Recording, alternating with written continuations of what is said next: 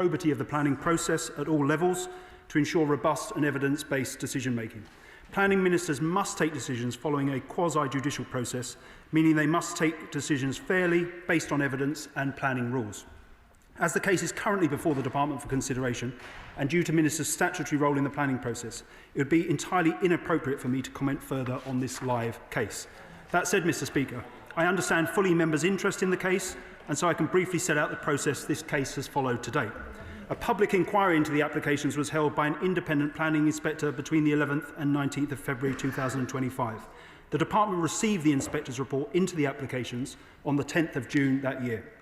On the 6th of August 2025, a reference back letter was sent to parties seeking further information, specifically in respect of the redacted plans and some issues raised by the Home Office and Foreign, Commonwealth and Development Office from parties, and that was recirculated for further comment on the 22nd of August and again on the 16th of October, 2nd of December and 17th of December, and recirculated for information on the 6th of January 2026. Referring back to parties is routine when further information is required.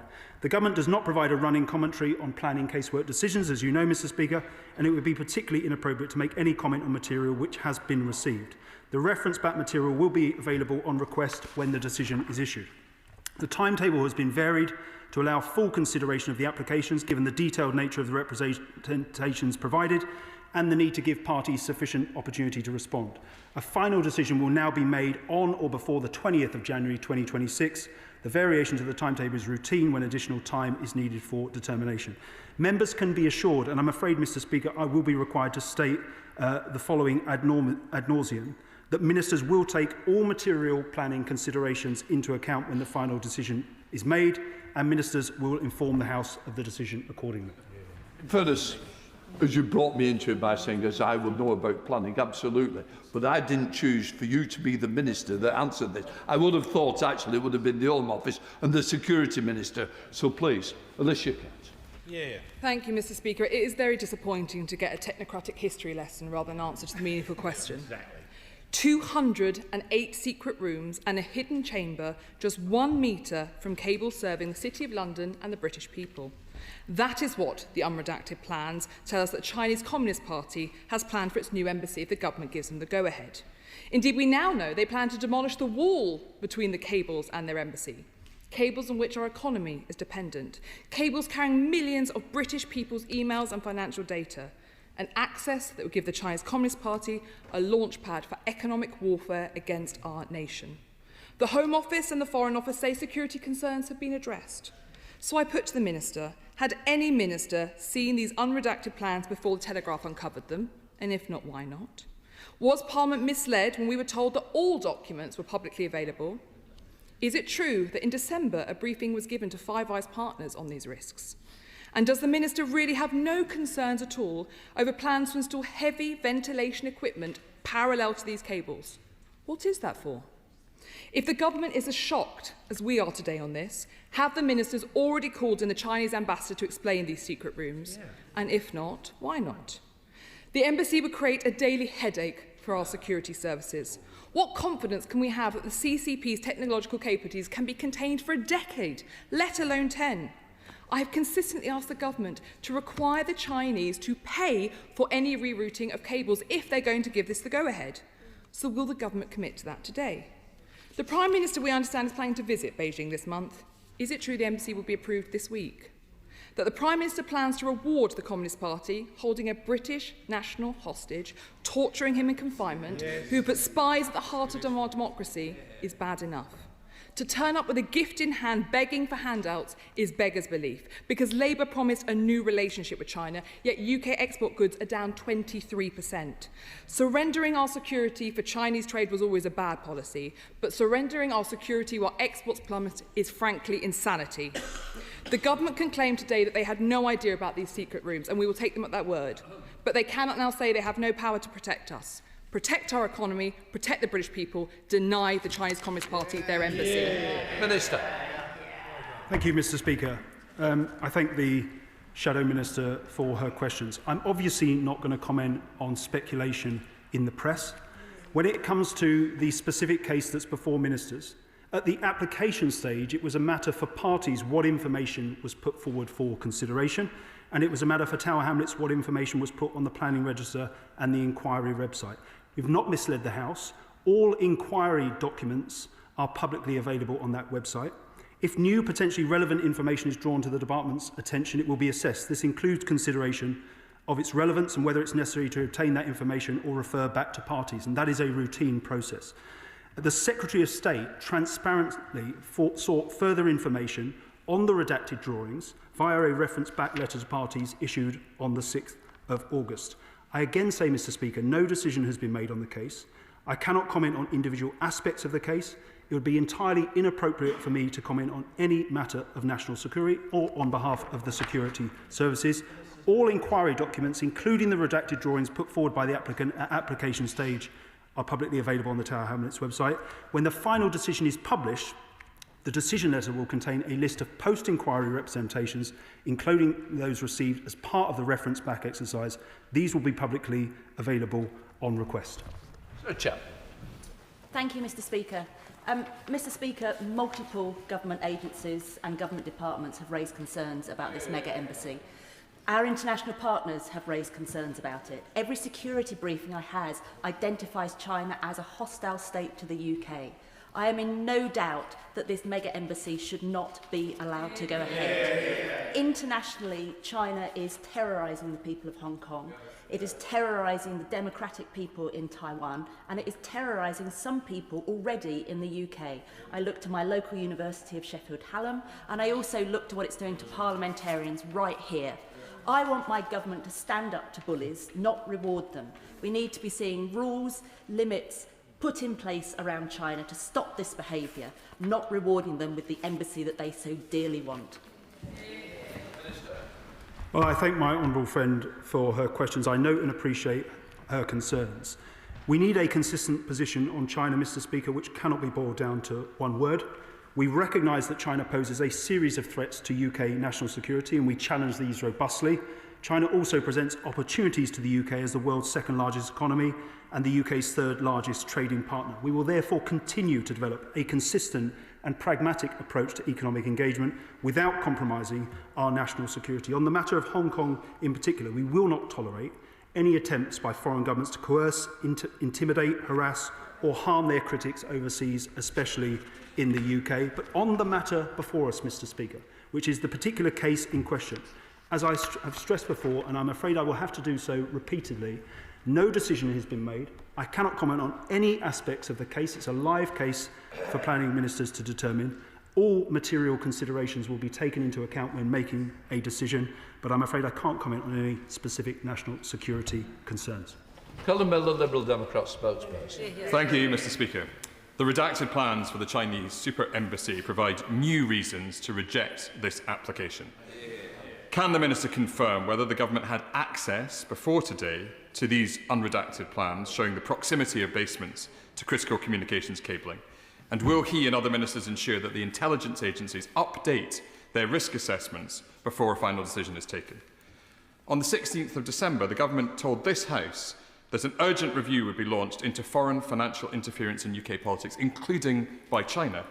So will the Minister now agree to pause any decision on the super embassy until the Rycroft review has reported? The new super embassy would also condemn Hong Kongers living in Britain to more surveillance, more intimidation and more bounty hunting.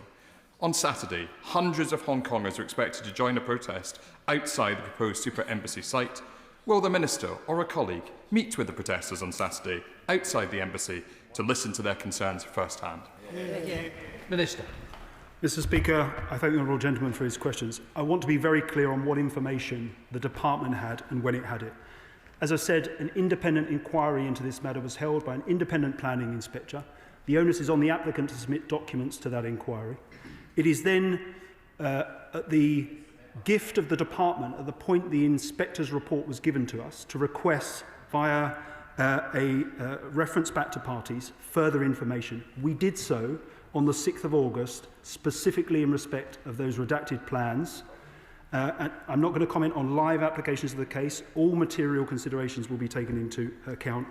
Just as similar, Mr. Speaker, it wouldn't be right for me to comment on the intelligence services or what input they've had into the decision. The National Security Minister is beside me here, who's taken this.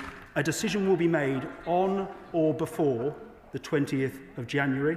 At the point that decision is issued, the decision letter will contain, as I've said, a list of post-inquiry representations, including those received as part of the reference back exercise, and that will be publicly available on request. Uma Kumar. Thank you, Mr. Speaker. China has used their national security law to criminalise political dissent and target Hong Kongers in the UK. My constituency, Stratford and Bow, is home to one of the largest Hong Konger populations in our country. They tell me how scared this proposed Chinese mega embassy is in our neighbouring constituency in East London. What assurances can the Minister offer that this government, the British government, will stand up for the people of Hong Kong and that this proposed embassy won't enable and embolden further coercion, further intimidation of Hong Kongers in the UK, particularly those in London? Minister. I thank my honourable friend for her question. I'd repeat what I said specifically, Mr. Speaker, about transnational repression. We won't tolerate any attempts by foreign governments to coerce, intimidate, harass or harm their critics overseas, especially in the UK. But on the matter of this decision that is before planning ministers, it will be taken independent of the rest of government. Planning ministers must take decisions following a quasi-judicial process, meaning, Mr. Speaker, they must make decisions fairly based on evidence and planning rules. And I stress again, all material considerations will be taken into account in reaching a decision. Father of the House, Sir Edward Lee. This is the national parliament, and it deserves answers. I've asked this question to the minister sitting next to him already, and I got no answer at all. This may seem a subsidiary point, but it's important. On January the 14th, the Secretary of State wrote the Chinese demanding an answer, as well as going to be a perimeter wall so that the public can access the buried Cistercian monastery there. With typical arrogance, the Chinese haven't even replied. Now, why is this important? Because if ministers insisted on what they wrote about in January, there'd have to be an entirely new planning permission. So this site, near the Tower of London, where so many prisoners of conscience died over centuries, who knows, maybe the prayers of medieval monks might finally stop this aberration. Minister. I'm afraid all I can say to the right honourable gentleman, who I have a huge amount of respect for, is that all material considerations will be taken into account in reaching a decision on this case. Alex Sherville. Thank you, Mr. Speaker.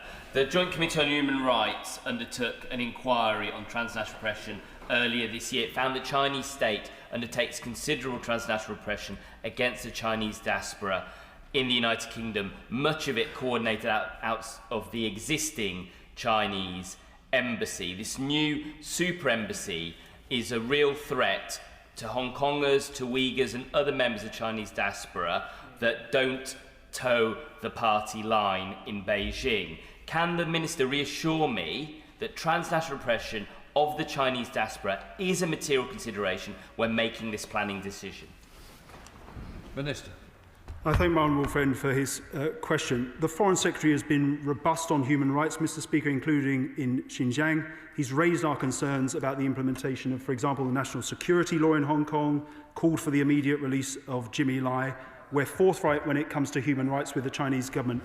I am not going to, I'm afraid, comment on a live case in front of planning ministers as to what specific material considerations will be taken into account, but they all will be, I can assure my honourable friend. Sir Julian Lewis. The Intelligence and Security Committee of Parliament had an opportunity to question not the deputy but the actual National Security Advisor about this matter. If the minister says he doesn't know, then he's the wrong minister to be answering this urgent question. If he says he does know but can't say because it's highly classified, let me assure him that the identity of witnesses who are interviewed at that level by the Intelligence and Security Committee is not private. It is published whenever the committee has a mind to do so. So will he answer that question, please, in a straightforward way? Were the ISC given the opportunity to question the National Security Advisor? Minister. Well, I'm afraid, Mr. Speaker, it's for the ISC, not me, to comment on its proceedings. What I can tell the right honourable gentleman is that national security is, of course, the first duty of government. It won't be appropriate for me in this instance to comment on any specific matters of national security, but as I continue to repeat, all relevant planning considerations will be taken into account when making a decision on this case. Russian Nara. Thank you, Mr. Speaker. My honourable friend will be aware of the concerns that I've written to the Secretary of State about, highlighted by my constituents, within which this embassy is proposed. Can he reassure me, while I recognise the planning dimension and the limits of what he can say, can he nonetheless reassure me and the House that the concerns of residents, the security and human rights concerns as well as wider local concerns, will be taken seriously as part of the process, not least because this is in an area with one of the largest Muslim populations in the country, and we're all aware of the persecution of Uyghur Muslims that this House has campaigned for among the wider human rights violations. Minister. Well, as I've said, Mr. Speaker, all material considerations will be taken into account when making a decision. It is open, Mr. Speaker, for any party to make representations on this case. A number of honourable members from across the House have done so, and all relevant planning considerations will be taken into account when reaching that decision. Bobby Dean. Mr. Speaker, I have to say I'm exasperated by the government's response to this urgent question today. They are treating this development as a mere wrinkle in a bureaucratic planning matter, and that is simply not the case. If this embassy was granted, it will represent one of the largest, most prestigious embassies held by any country in Europe, and that has huge diplomatic consequences. So can the Minister reassure us that it's not merely planning considerations that are being taken into account, but those of national security and diplomatic importance as well? Minister. All material considerations will be taken into account. They include matters of national security, but the decision is being taken by my department in line with statutory provisions governing planning decisions and published propriety guidance. The full reasons for the decision, as I've said, will be set out in the published decision letter. But as I continue to say, Mr. Speaker, no decision has yet been made. Lynn Jones. Thank you, Mr. Speaker. I appreciate the limitations in which the Minister on what he can and cannot say, but in light of the publication of the unredacted Chinese embassy plans, just to ask the Minister, will Government and Security Services look again as to whether it would be appropriate to allow the embassy to proceed? Minister. Well, I'm not going to comment, Mr. Speaker, on behalf of the security services. I'm not going to do it. Chuntering from a sedentary position, it is not appropriate for me to comment on behalf of the security services. But as I continue to say, all material considerations can be taken into account. I'm here answering a question on the Chinese embassy, which is a decision for my department and planning ministers within it. Sir Julian Smith. Mr. Speaker, the Minister's talked about this being a planning decision, but essentially it's a political judgment. And I think many people here want to strongly represent the government and the National Security Advisor that this judgment call on getting a closer relationship with China and this embassy on this massive site, I went round it the last couple of days, Mansell Street is really restricted, it's going to be completely impossible to monitor what's going on there, that judgment is wrong. Minister. I note his concerns, and the National Security Minister and other ministers will have heard them too. But the case is specifically a planning decision to be made in accordance with the propriety rules and other considerations that planning ministers, as part of that quasi-judicial process, have to take into account. But all material considerations will be taken into account as part of that process. Mark Seward. Thank you very much, Mr. Speaker. I represent Chloe Chung from my constituency, and she has to live with the fact that she has a £100,000 bounty placed on her head under the national security law in Hong Kong. She walks around every day knowing that anyone here, could claim that bounty by taking her to the Chinese embassy and handing her over to the authorities. And now she worries that she might find herself locked away in one of the secret rooms in the new embassy plans. What exactly is the government going to do to ensure that Chloe is protected and kept safe, and that this never happens to her or anyone else who has a £100,000 bounty placed on her head, if the new embassy is approved? Minister. Well, I recognise, Mr. Speaker, my honourable friend's frustration, his anger on behalf of his constituents. We won't tolerate transnational repression of the kind he is concerned about. But what I would say specifically The counterfactual here is not that the Chinese don't have an embassy. They have 7 diplomatic premises in the UK already. But again, I come back to the fact that we will make a decision on this case on the material planning considerations that pertain to it. Bruce Law. Thank you, Mr Speaker. Mr Speaker, every single day people from the Tibetan, Hong Kong, Uyghur and Falun Gong communities here in the UK already face intimidation from transnational repression. Their activities are under constant surveillance. Their families living under Chinese rule face arrest and prosecution. There's million-dollar bounties placed upon them, and their neighbours in the UK are encouraged to pass on information or deliver them to the Chinese authorities. So given the increased threat to their safety that this mega embassy poses, what action is the government taking to counter these actions, and what message does the government have for these communities? Minister. I thank the honourable gentleman for that question. We have reviewed transnational repression through the Defending Democracy Task Force. We take it incredibly seriously. I've noted his concerns. I'm here on behalf of my department as the Housing and Planning Minister to make clear what the process is for making a decision on this embassy application. Let you do it. James Dish. Thank you, Mr Speaker. This debate on the mega embassy isn't just about a building and 208 secret rooms. It's primarily about national security and the safety of those from the Hong Konger, Chinese, Uyghur and Tibetan diasporas in the UK, approximately 700,000 people.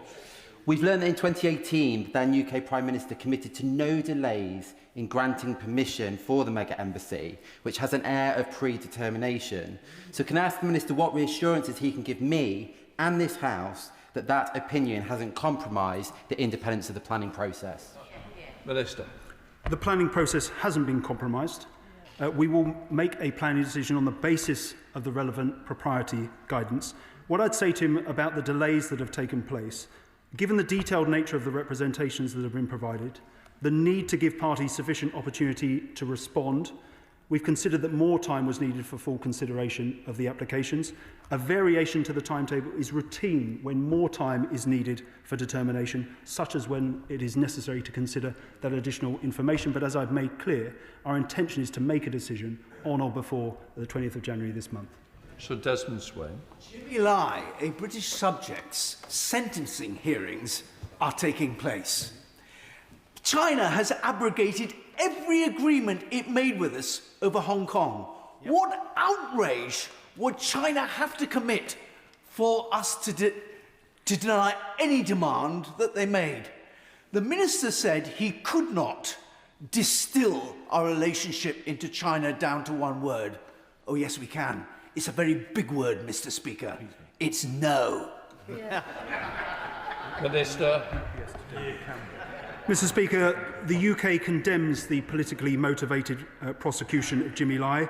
No state can bully and persecute the British people for exercising their basic rights.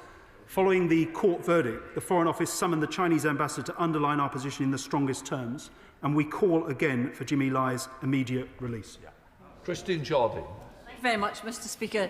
The Minister is very artfully avoiding answering the question which my constituents in Edinburgh West, Hong Kong Chinese, Muslims, Tibetans, all over this country want to know, and it's not about the planning process.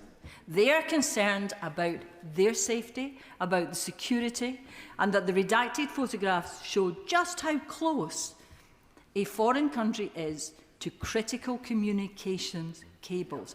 That is their concern, that they want to know that they are safe and that this government is taking that into account. That is the question we want to ask. Please don't tell me about the planning process.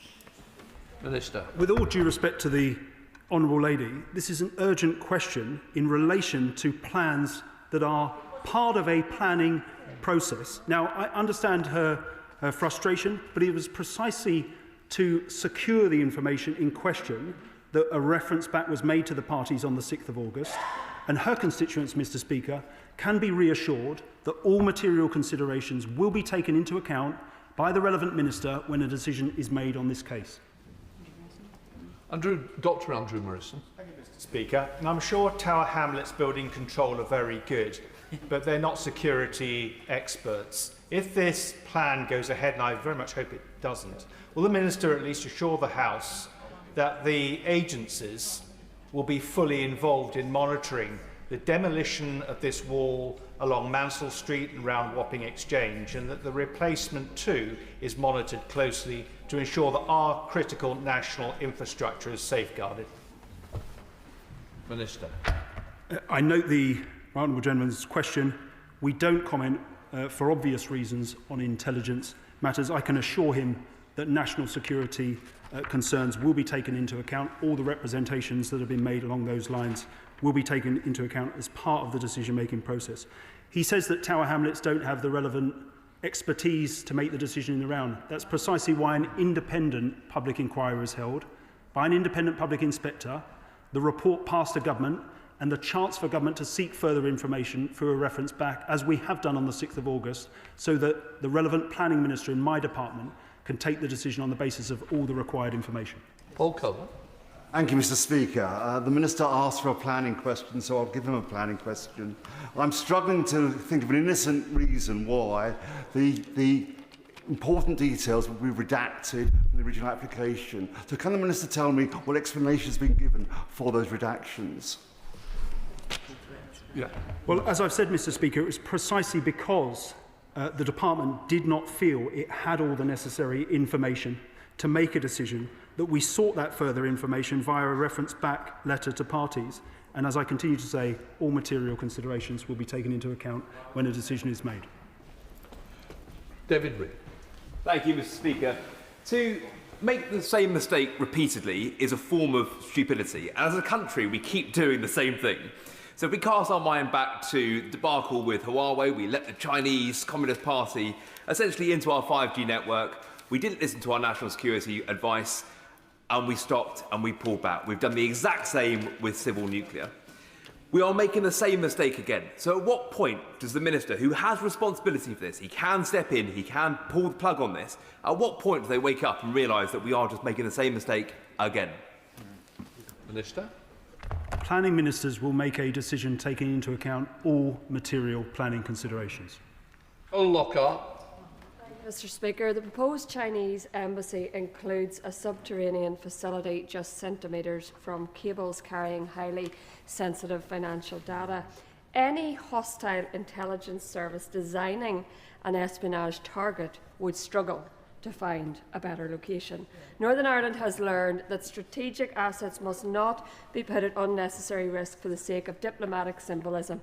National security cannot be an afterthought. At a time when this House voices concerns about foreign influence online, we must also confront the real-world threat of hostile states exploiting our critical infrastructure. Will the Minister do the right thing and agree that national security should trump planning and therefore say no to this?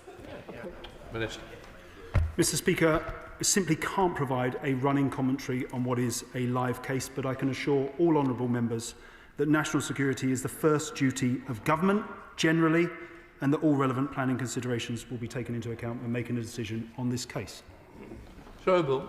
Thank you, Mr. Speaker. The Minister has recognised that China poses significant threats, and yet this government is prepared to welcome this Trojan horse of an embassy in the heart of our city, so close to the link system. Now, he talks about material planning considerations, but that means balancing developing needs with community impact, ensuring the development aligns with local and national policies, and site-specific details like heritage, like the father of the house mentioned. Not one contribution in this House can say that this isn't a threat to national security and that this is in any way a good and solid planning application. So how can this government be so naive to accept it? Minister. No decision has been made on this case. Luke Taylor.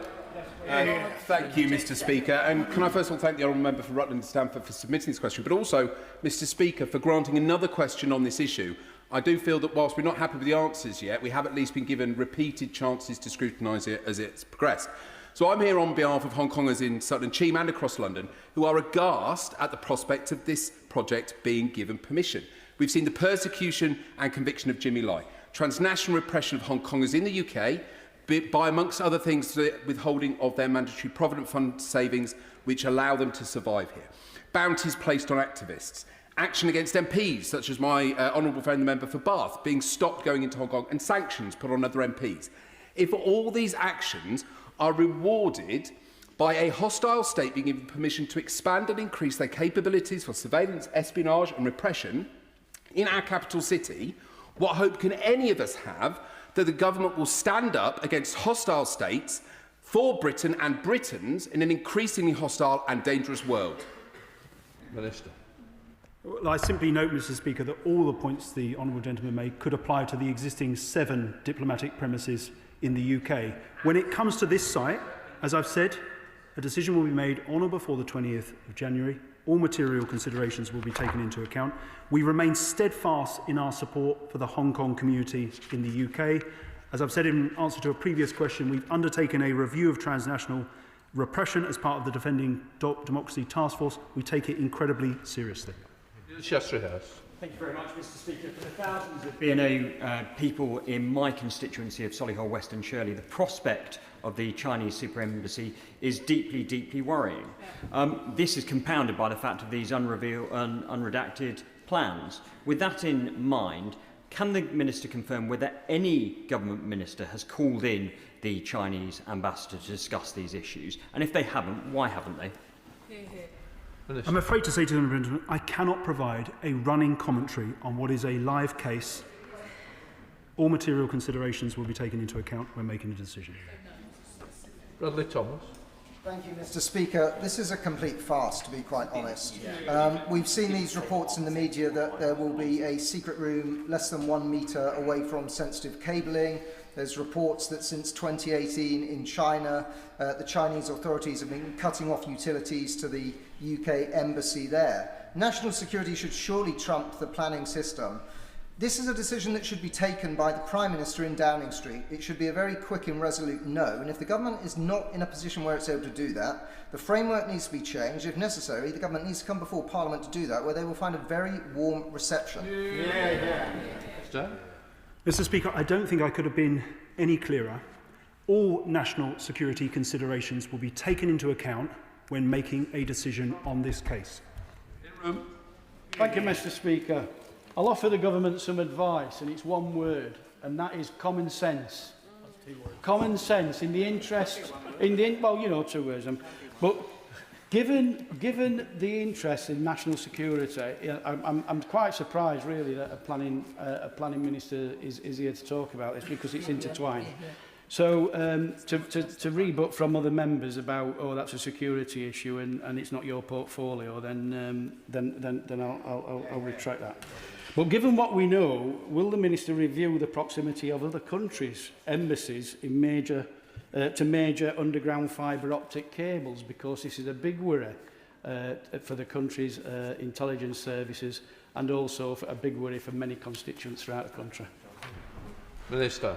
I note the concerns the honourable gentleman raises, Mr. Speaker.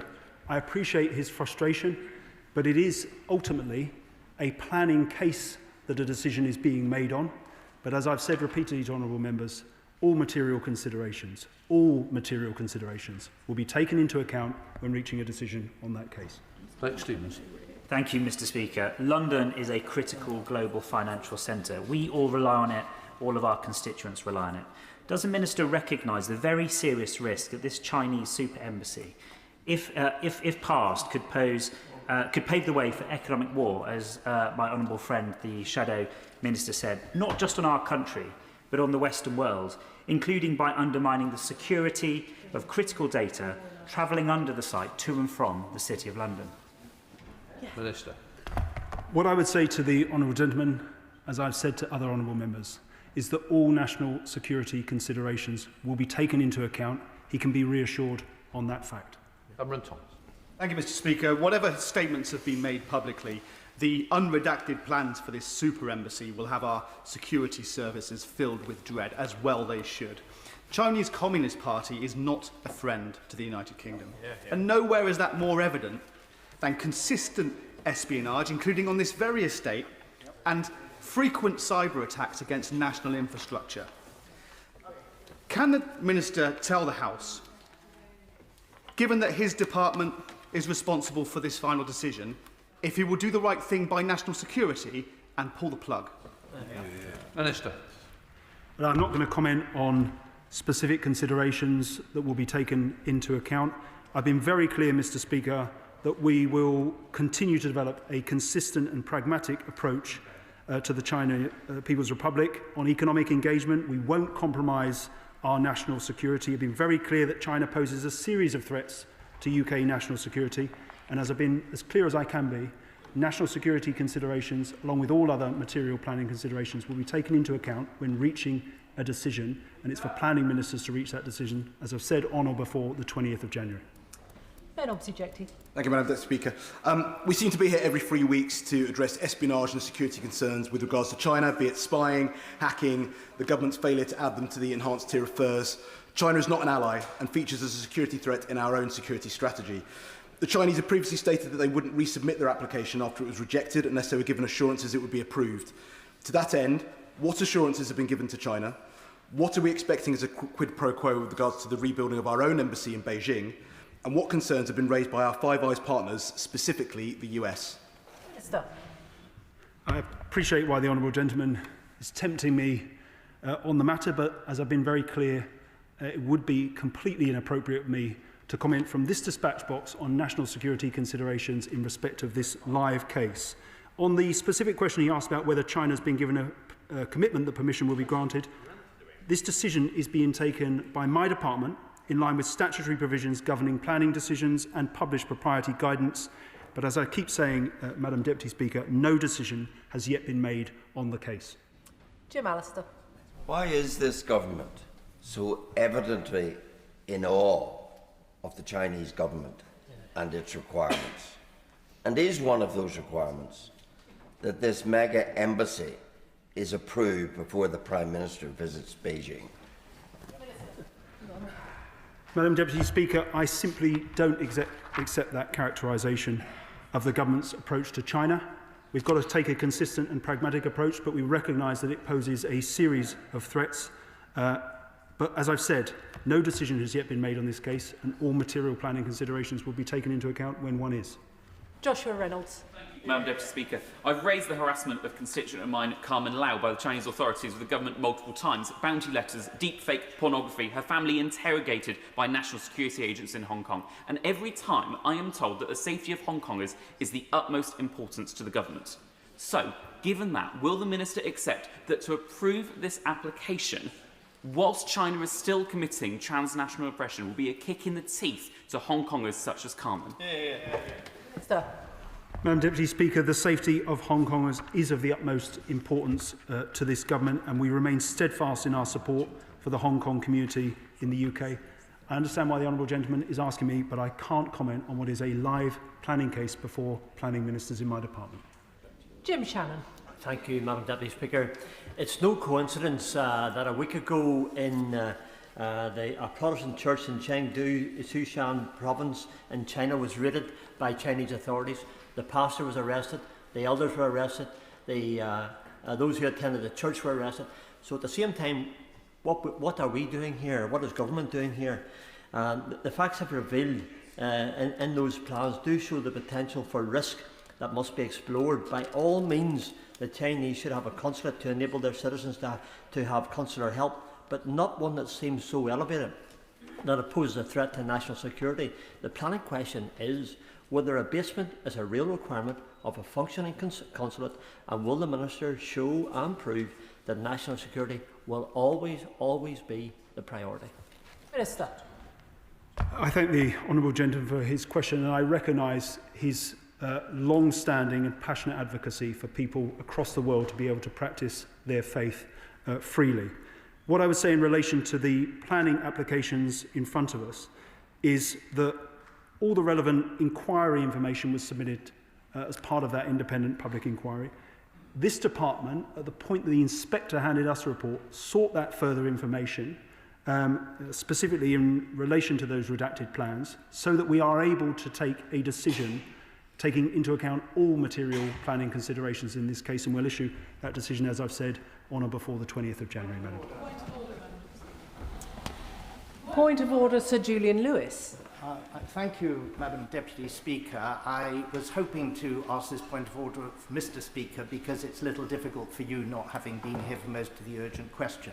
But at the start of the urgent question, Mr. Speaker made it clear that he was surprised that a minister was being put up who would not be able to answer questions, being a planning minister, rather than a security minister being put up who would be able to answer questions. In my 28 years in this House, I've attended many ministerial statements and the questioning that follows, and many urgent questions since they were introduced. Never before has there been an occasion that I have seen where every question asked on both sides of the House was deeply hostile, as it was today, about what the government was proposing to do. So my question is, if my honourable friend for Rutland and Stamford were to reapply to Mr. Speaker for a similar urgent question in anticipation that an appropriate minister, a security minister, will be put up to answer it, would that be within the rules of parliamentary order and practice? Point of order, Alicia Kearns. I'm assuming it's on a very similar subject. It is indeed, Madam Deputy Speaker. With due respect to the Minister, I submitted this urgent question as the Shadow National Security Minister to the Home Office for the Security Minister to answer. How do we in this House get answers on the focus that we have? Because all questions bar 2 were on national security in this chamber, not on planning. And when, particularly, Madam Deputy Speaker, when the more than capable and diligent Security Minister is forced to sit on those benches silent while his colleague attempts to answer those questions that should be being allowed to be put to him. Can I thank both Right Honourable and Honourable members for their points of order? As they will know, and the Right Honourable gentleman made a very salient point of his long-standing experience in the House. The choice of minister and responding department is a matter for the government, not for the chair. Certainly, Mr. Speaker, and I are rightly frustrated and understand the frustrations that members have. The government front bench has heard those concerns and might reflect upon it.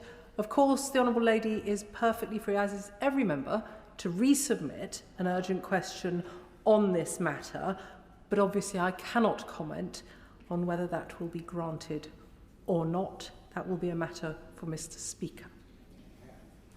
Which brings us to the next urgent question. I will allow a couple of moments for the front benches to swap over.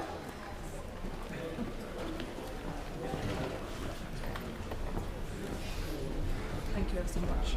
Thank you. Which brings us to an urgent question on Storm Goretti. Andrew George.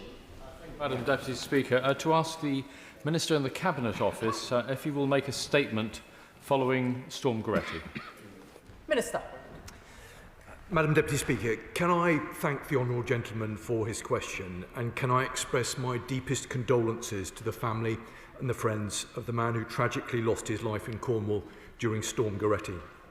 Last week, the Met Office issued a red weather warning for wind covering South East England, with wider parts of the UK covered by amber and yellow warnings for wind, snow and rain. As is normal when these alerts are issued, the government took action to ensure the necessary preparations for the arrival of the storm were in place. In view of the potential threat to life, to Cornwall and to St Ives specifically, the Cabinet Office issued 2 emergency alerts to approximately 500,000 people on the Isles of Scilly and in Cornwall, both of whom were under a red weather warning, urging them to stay indoors during the severe winds. Storm Goretti caused disruption across the UK. However, some of its most significant impacts were felt in the southwest. The storm saw a peak gust of 99 miles per hour on the Isles of Scilly and was the worst windstorm in parts of Cornwall and the Isles of Scilly for 30 years. The storm damaged infrastructure, resulting in impacts on transport, power and telecom sectors, particularly impacting rural communities in the southwest. Over 250,000 customers lost power during the storm. This morning, 193 customers remain without power in the southwest as a result of Storm Goretti, with 82 identified as vulnerable customers who continue to be offered support by local authorities. Industry expects all remaining customers will have their power restored by later this afternoon. While reconnections are continuing at pace, I am aware that a small number of customers have been off supply for an extended period, These are in some of the hardest to reach parts of the network in remote rural areas. My right honourable friend, the Energy Secretary, remains in close contact with National Grid electricity distribution on the progress of restoration and to ensure remaining supplies are reconnected as soon as possible. Support is being provided to vulnerable customers by local authorities whilst power supply is restored, and yesterday the National Grid electricity distribution deployed 900 engineers and field staff across the southwest to further support restoration efforts and reconnect those without power as soon as possible. Overall, the response to the storm has been managed effectively and the local response mechanisms have worked well. This is a testament to the work of the Local Resilience Forum, which include emergency responders and utility workers, as well as the local communities who've pulled together to work so hard in difficult conditions in order to keep people safe. Madam Deputy Speaker, during these periods of disruption and damage for so many, it is ordinary people looking out for their neighbours and those most vulnerable who help us recover and repair and begin to get back to normal life. I am sure that the whole House will join me in paying tribute to those communities and commit to doing all we can to support them now and when severe weather hits again. Andrew George. To the Minister for his reply, and he's described the impact that it's had on our communities. As he rightly says, the West Cornwall and the Isles of Scilly took the brunt of the storm, but it nevertheless had a devastating effect throughout Cornwall and indeed in southwest England and beyond. I mean, nursing home patients were evacuated at haste. Homes were without power for many days, and thousands of vulnerable people were isolated and still are, I have to say. Many residents in my constituency observed that if this same level of destruction, service outrage, loss of life had happened in London and the home counties, they believed that the national media would have given it high headline billing for days, and the government would have declared a national emergency. Of course, frontline workers have been amazing, and indeed communities have come together incredibly well. However, in spite of the Minister's optimism, I discovered that utility companies' reports of figures home reconnected to be unreliable. And indeed, I also discovered that we have now a society which is now more reliant on these utilities and services, and now less resilient, because many places affected by these outrages have not been able to communicate because all power, broadband, mobile signal had been cut. And of course, higher authorities have decided to turn off the analogue signals some time ago. It has actually meant that people in vulnerable positions have not been able to communicate their vulnerability. And that, I think, is a very serious matter, particularly people who are traumatised and isolated. Service providers have told people to phone or follow advice on their website or just click the app. How can they do that if they're completely cut off? So therefore, I must ask the Minister, why has the government not considered or viewed this a national emergency? What additional support will the government provide beyond the compensation utility providers are obliged to provide? Will the government review the Bellwyn funding formula, which seems designed not to help very small authorities like the Isles of Scilly, nor very large ones like Cornwall? And finally, will the government agree to review the resilience of systems which provide a means of communicating in circumstances like this? Thank you, Madam Deputy. Before I call the Minister, I would just like to make it very clear to members that I intend to prioritise those areas of the country most affected by Storm Goretti. This may be a test of my geography. Minister. Thank you, Madam Deputy Speaker. Can I say to the honourable member that I very much appreciate the reasonable and diligent way in which he's made his points. He's absolutely right to come here to represent his constituents, and he's done that very effectively. Whilst he will understand, it isn't for me to take a view about the way in which these matters are portrayed by the national media. I can give him an absolute categoric assurance that the government cares just as deeply about his constituents in Cornwall as we do about residents right around the country. And I personally know Cornwall incredibly well. I think it is an extremely important part of the United Kingdom. And I represent a constituency that also feels it's a long way away from the centre and often feels that it's neglected and often feels that other parts of the country will get preferential treatment. So I can say to him and other honourable members from the county of Cornwall that we take the points that they're raising today very seriously, and I give him an assurance that government departments, agencies and local partners have and will continue to work very closely together to ensure that Cornwall has the same emergency support, recovery funding and resilience measures that would be available to other parts of the country, including those parts of the country that he mentioned. Now, let me give him a bit more detail about that, because this includes support for affected households and for businesses, and the very important issue of the coordinating activity that takes place with local authorities, as well as important engagement with utility providers and the emergency services to ensure that collectively we are working together to get services restored as quickly as possible. Now, we do fully recognise the particular vulnerabilities of coastal and rural communities, like the one that the Honourable Gentleman represents, and that the disruption and that severe weather will inevitably cause a significant amount of disruption to infrastructure and to livelihoods in areas such as Cornwall under the conditions that we've seen over the past few days. But the government remains absolutely committed to standing alongside Cornwall as the recovery effort continues and to ensuring that no community in Cornwall or anywhere else in the United Kingdom for that matter feels overlooked or treated differently because of where it is located. Now, I do recognise the impacts of severe weather like Storm Goretti, that they're hugely disruptive and distressing for those who've been affected. And of course, this can feel even more acute for vulnerable individuals and those in more remote communities who can feel isolated from support. The government took the decision to deploy an emergency alert following the Met Office red weather warning. I was there in the Situation Room when we took that decision and we issued that alert. And we did that to ensure that all communities across Cornwall and in St Ives, the Honourable Gentleman's constituency, were aware of the incoming storm and could take the necessary precautions to stay safe. Now, I'm pleased to see that communities have been coming together to respond to the impacts of the storm, and I do want to take the opportunity, and I know that the Honourable Member will join with me in doing that, in commending the tireless work of network operators to reconnect the remaining properties with power.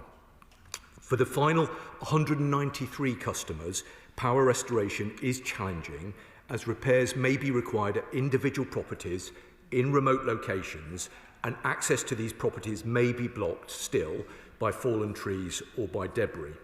Now, the Department for Energy Security and Net Zero, I'm very pleased to see that the Minister of State is here for this response, are continuing to work closely with the National Grid to deploy generators to individual properties while repairs take place. This is in addition to the point I mentioned earlier to the further 900 engineers and field staff that were deployed yesterday. Vulnerable people are being supported and have been offered alternative accommodation, transportation, support and hot food.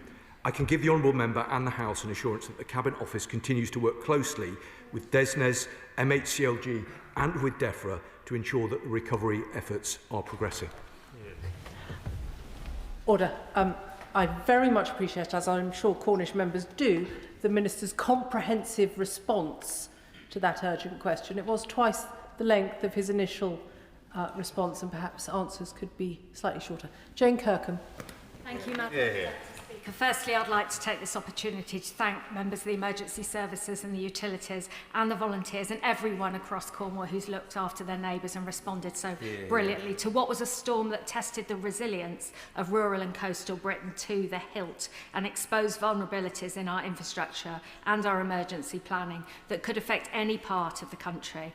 Now, the Honourable Member has mentioned communications technology that proved unreliable after the shift from digital to analogue.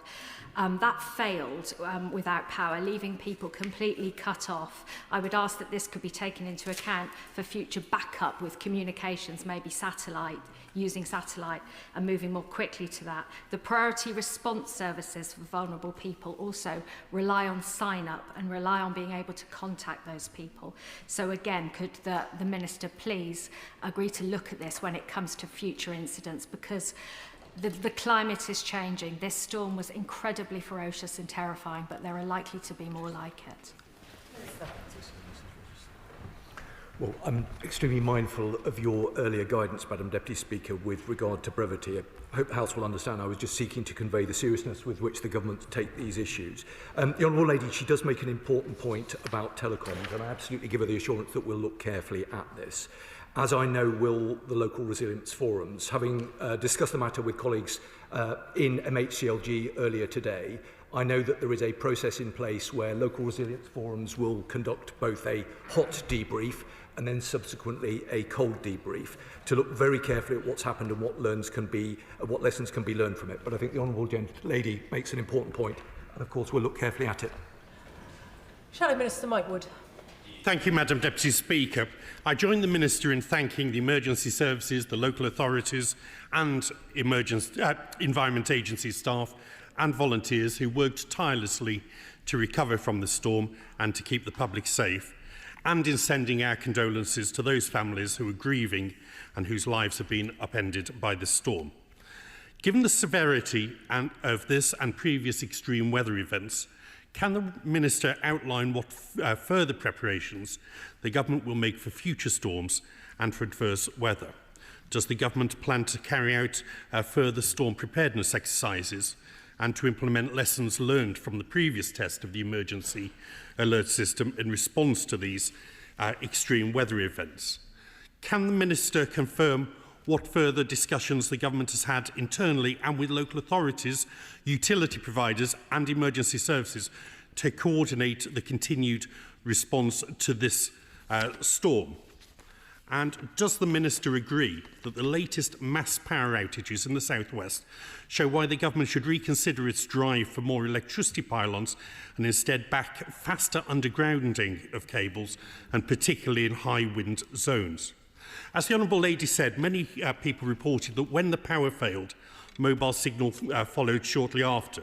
So what is the Government doing to ensure the telecommunications masts have sufficient battery or generator backup to remain operative during 48 or 72-hour storm cycles? And what assessment has the Minister made of the implementation and the operation of the severe weather emergency protocol to support the most vulnerable, and particularly those sleeping rough in rural areas like Cornwall and the Isles of Scilly? Storm Goretti has led to significant rainfall across many parts of the country.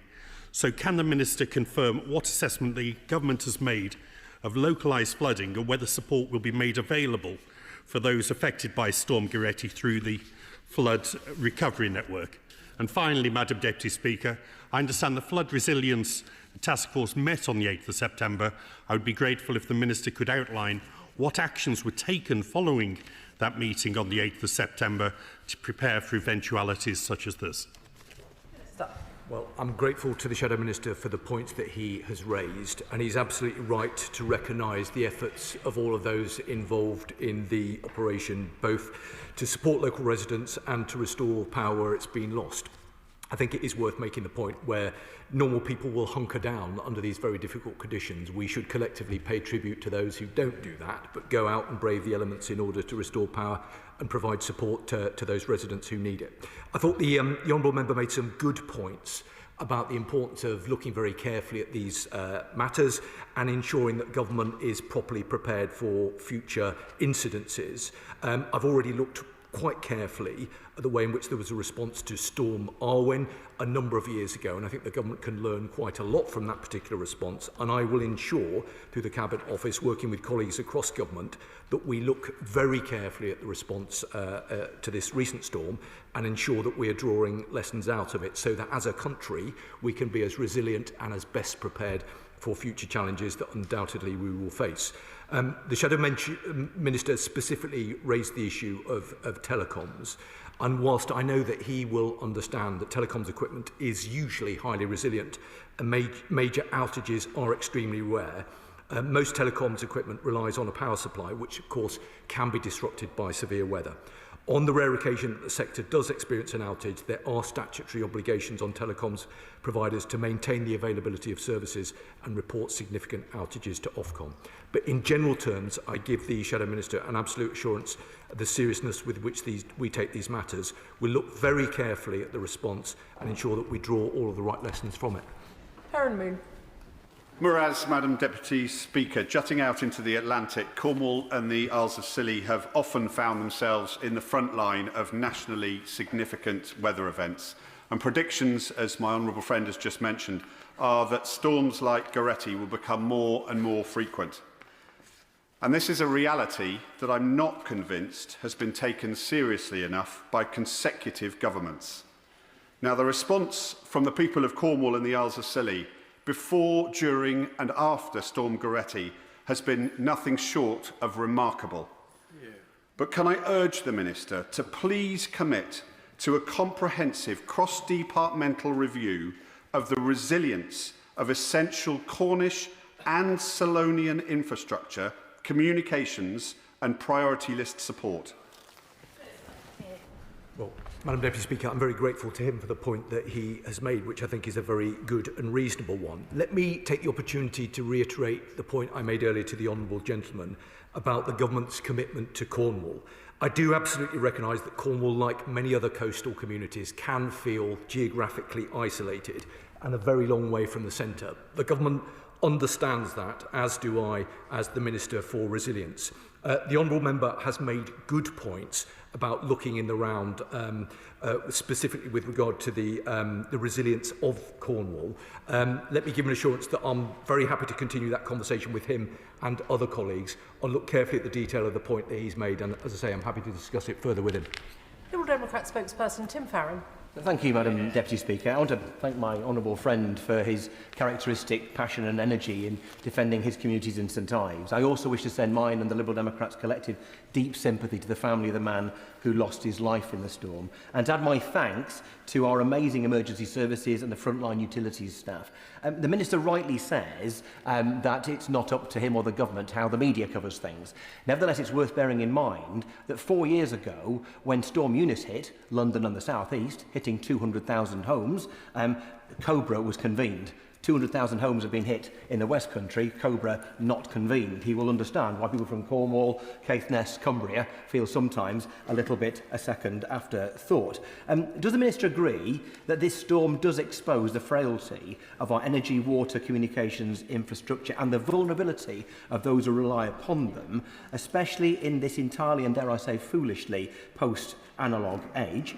Given that so much land, especially in our rural communities, lies saturated, causing water supply and wastewater crises at the moment, will he ensure that this is reflected in the qualifying criteria for the farming recovery? And does the Minister agree that the damaging impact that flooding has on food security means that the Elmers budget should be increased by a minimum of £1 billion a year to underpin that vital resilience?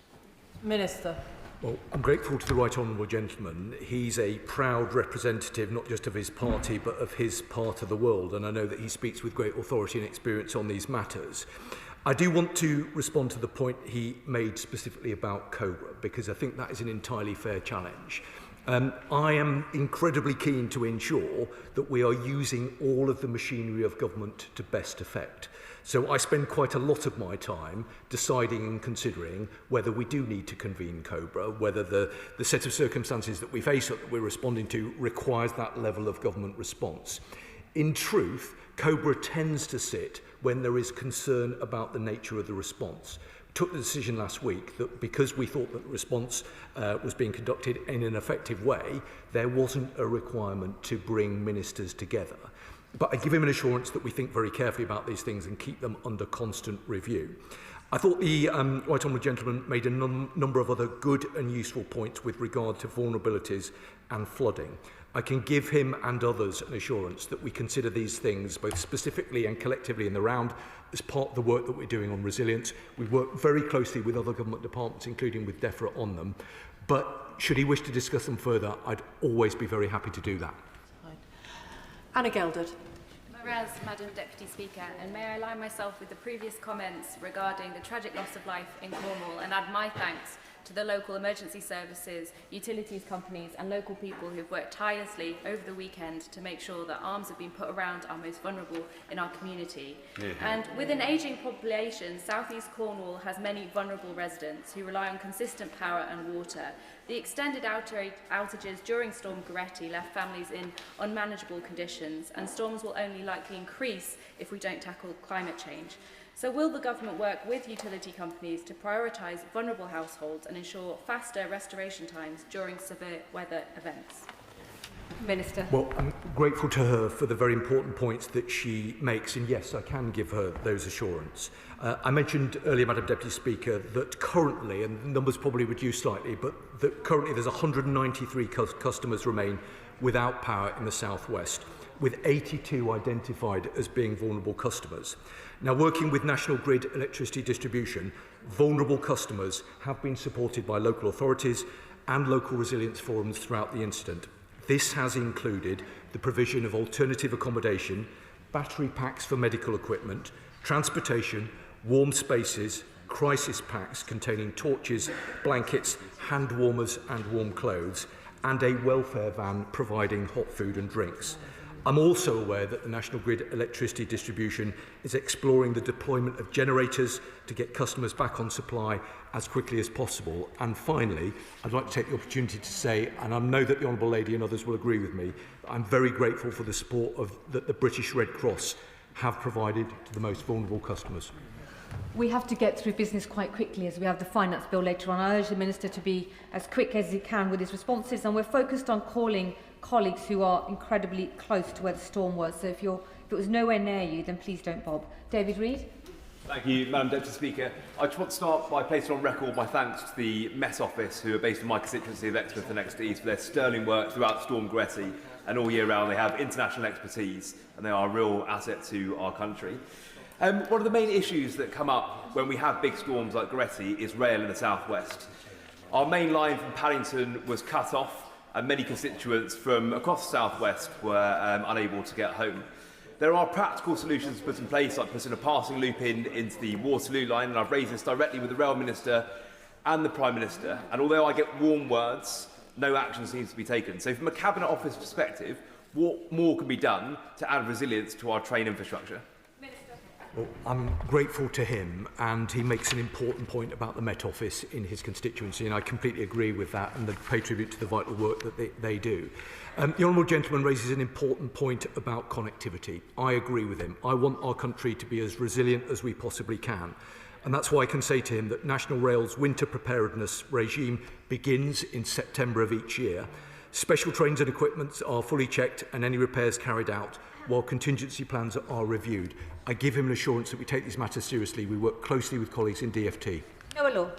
Thank you, Madam Speaker. I'd like to put on record my thanks to the emergency services for their work over this long and difficult weekend, and I'd like to thank in particular National Grid for their swift work, at least in my part of Cornwall, for reconnecting people to the grid. However, other infrastructure coming back online has been unacceptably slow. So with many of my constituents still without access to rail, some without access to broadband and their phone lines still, what assurances can the Minister give that he's working with GWR and National Rail to ensure that 4 days after the storm, those closed railway lines can be reopened, and will he reiterate that commitment he made to my honourable friend earlier to work with us to continue to build infrastructure resilience in Cornwall? Minister. I'm very grateful to him, and I reiterate the commitment that I gave earlier. He's right to raise these concerns. I want the country to be as resilient and as connected as it possibly can be, and where services are lost, there's an absolute requirement to work at pace to get them restored.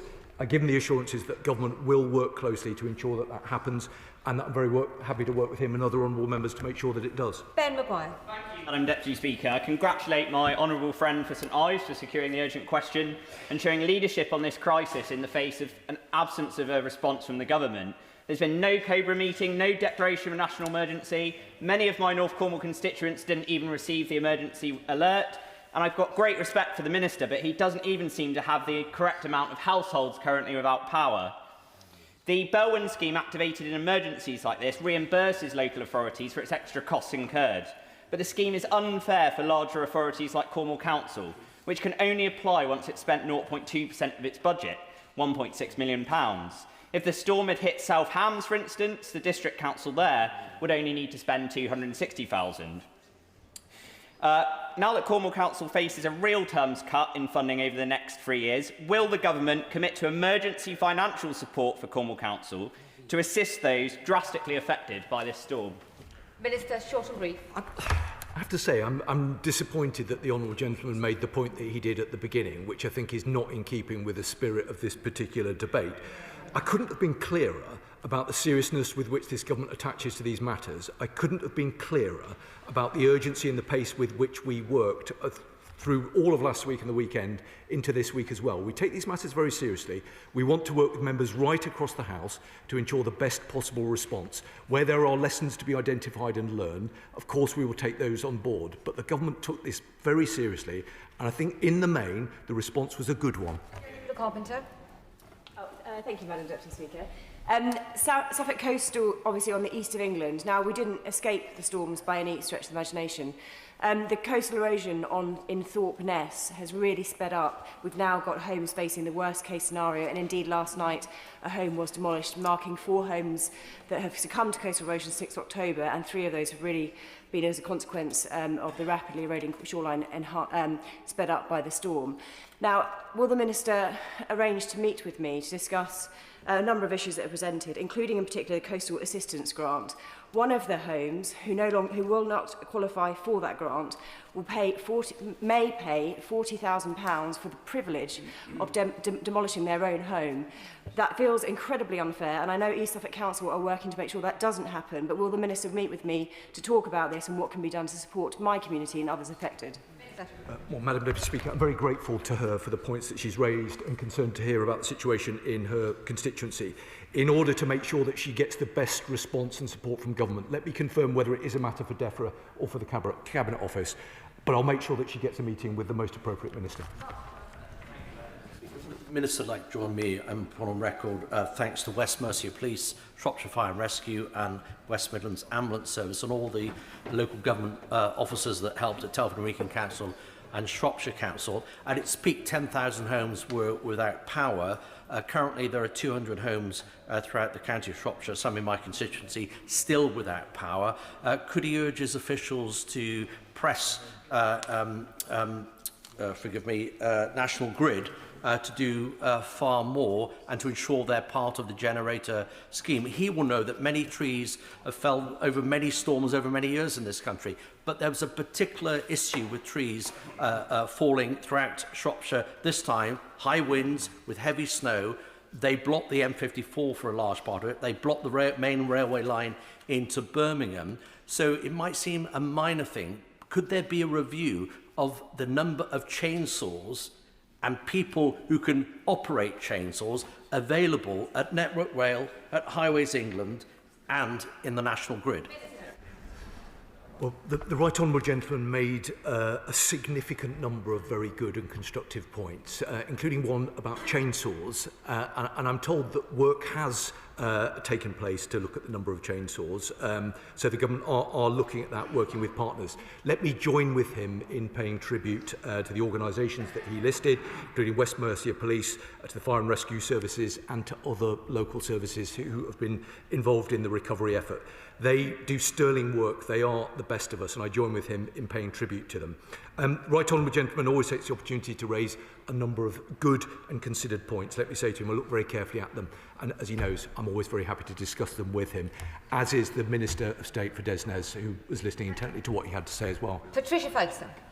Thank you, Madam Deputy Speaker. Of course, my own constituency is rather a long way away from Cornwall or the Scilly Isles. However, I do live in a part of the country that is not immune to major storms. And as Chair of the Scottish Affairs Committee, we have undertaken an inquiry into connectivity, particularly in the islands and in the rural areas.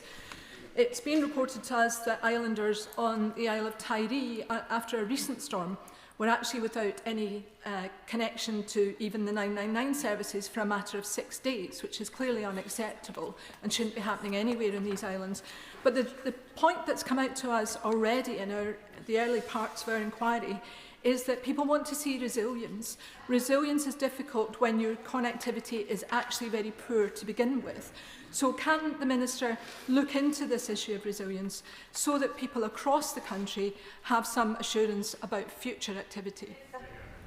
Well, yes, I can give her that assurance, and I can say to her that resilience now sits in my brief. It's something that I take very seriously. I'd be very happy to work with her and colleagues from around the House, including, of course, from Scotland.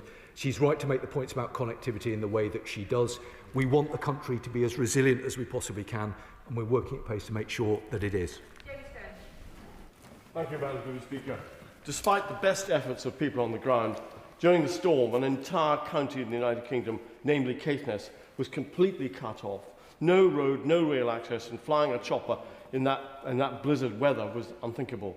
Now, the House knows how appalled I am that pregnant mums have to make a 200-mile round trip to give birth in Inverness. Frankly, it's a miracle that something horrible didn't happen. So I wonder, can I suggest to the Minister that COBRA should, as a matter of some urgency, formally look at why the Scottish Government was so utterly and appallingly ill-prepared for something that could have become a major disaster. Well, I'm grateful to him for the points that he's made and the representations of his constituents and his constituency. He will understand that from a UK government perspective, of course, we want to work very closely and cooperatively with the devolved nations right around the country. We want to work closely with the Scottish Government as we do with other parts of the United Kingdom. I've heard the point that he's made. I'm very happy to discuss them with him further, but I think he makes a good point, and I give him an assurance we will look at it. I'm Jogi. Thank you very much, Madam Speaker. Storm Goretti had a big impact back home in Newcastle and Lyme, made all the worse by the disgraceful response of Staffordshire County Council. I wrote to the County Council on November the 28th, asking what plans were in place to ensure that they were prepared for the bad weather. I was told on December 18th that they were prepared. They were not. Rural communities cut off, schools closed, vulnerable people stuck at home, empty grit bins all over my constituency and roads left ungritted. So what pressure can the Minister apply and what guidance can be given to Staffordshire County Council to make sure they get a grip in keeping my community in Newcastle Lyme safe the next time we have such bad weather? Well, I'm grateful to him. He's right to raise the importance of the roles that councils have to play during challenging circumstances. I know from work that I've done recently with MHCLG that there is a process of review, what I described earlier as the hot review and the cold review, to look very closely at what's happened in a particular set of circumstances. I'm sure there will be opportunities for him as a local member to feed into that process, but I've heard the points that he's made. I'm very happy to discuss them with him further. Quick questions now. Alison Bennett. Thank you, Madam Deputy Speaker. I was very grateful to receive a phone call from the Honourable Member for Coventry East on Friday afternoon, warning that because of Storm Goretti, Haywards Heath in my Mid-Sussex constituency might be losing its water supply. In the event, it was East Grinstead. They're not getting their water back till tomorrow. So what is the government doing to address the evident frailty in the resilience of our water treatment systems? Minister. I'm grateful for her referencing of the Honourable Member for Coventry East, who was with me on the front bench very recently. I can give her the assurances that we seek. We work very closely across government, including, of course, with DEFRA, but I'm sure the Honourable Member would be happy to meet with the Honourable Lady should she wish to do so. Hannah Donegal. Madam Deputy Speaker, the Minister will be aware that there are a number of places in Sussex and in Kent that are still without water as a result of power outages that occurred during the storm, including in Madam Deputy Speaker's own constituency, people are affected. And what is happening here is that a power supply is interrupted briefly to waterworks. That then means water supply goes off for days, if not longer, which is a really serious interruption for people. The National Risk Register, which the Cabinet Office oversees, currently ranks loss of water supply as the lowest form of risk, 1 out of 5, which I think many of us who have got constituents living without water for days would struggle with. Could the Minister have a look at whether it's ranked correctly in the National Risk Register and what preparations there need to be for major incidents like this? Well, Madam Deputy Speaker, the Honourable Lady makes important points, and I will undertake to look at the point she's made specifically about the risk register. I think she will have heard the comments made by DEFRA Minister in the House yesterday with regard to the water outages in Sussex and Kent. She will know that the government take these matters very seriously, and I know that colleagues in DEFRA are continuing to monitor the situation very closely and are engaging with industry partners. Yes, Brown Fuller. Thank you, Madam Deputy Speaker, a cargo ship lost a number of shipping containers along the shipping route off the south coast during Storm Goretti. This is the second cargo ship to lose shipping containers in a matter of weeks that are now washing up on the shoreline in my constituency, posing a risk to the and resilience when we have these extreme water events, weather events, which we know are going to keep occurring. The Honourable Lady makes an important point, and it will have been heard by ministerial colleagues in a number of different government departments, but I'll make sure that she gets an appropriate response from the appropriate minister. Mr Jim Shannon, is this question about the Storm Goretti? Mr Jim Shannon. Asked me, did I get home last Thursday? I got home by the skin of my teeth because the winds were blowing the tail end of the plane. Now, when I got home from London City, many of my constituents didn't get home from Heathrow because all the flights were cancelled by 6:30 or 7 o'clock. That meant that everybody had made it to the airport to get home, but unfortunately didn't. Is it not time for British Airways and other air companies and aerospace companies to ensure that there's pre-warning so people don't make the journeys to the airport whenever they have to return home? And could I ask the Minister this question? With all the lessons that we can all learn from what has happened with Storm Goretti, is it not time to have a coordinated plan coming from Westminster for all of the regions, for Scotland, for Wales, for Northern Ireland? Because I think the Minister said earlier on, they've coordinated and learned things from Storm Goretti. Perhaps it's time to ensure that we all can learn from it as well. Thank you. Well, I'm grateful to the Honourable Member and particularly pleased that he did make it back to Northern Ireland on Thursday of last week. I know that ministerial colleagues in the Department for Transport will have heard the first point that he made. And in terms of his second point, let me give him assurance that we take matters relating to resilience incredibly seriously and we seek to ensure that it is an effort joined up right across the United Kingdom. The end of the urgent question on Storm Goretti. I'll give the front benches a few moments to shuffle over.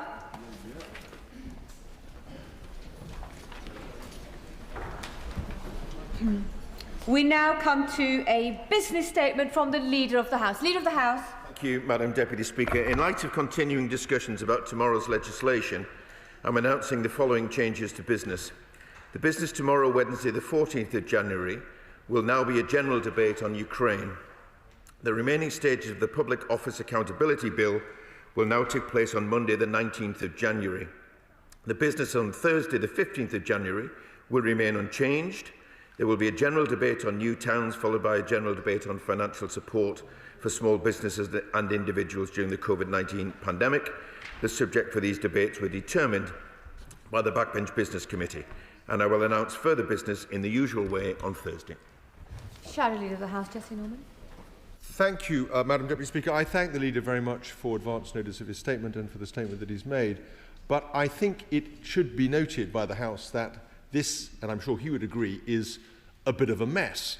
This is a bill that was in committee in December. The amendments should have been filed by the government on Wednesday of last week. In fact, they came on Friday, too late for colleagues to be able to address them. Now we've had a sudden rethink, rejig, emergency movement of business into tomorrow. And we know not what is going to happen to the legislation that was and the ping pong that was currently planned for next Monday.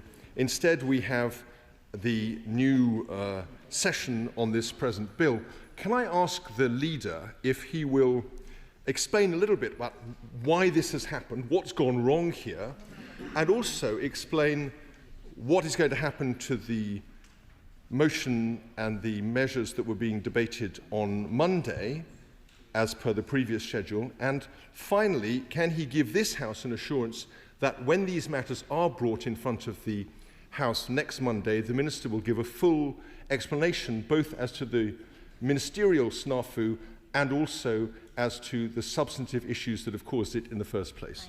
Thank you, Madam Deputy Speaker, and I appreciate the Shadow Leader of the House's comments. Not least because we spoke earlier at the earliest opportunity.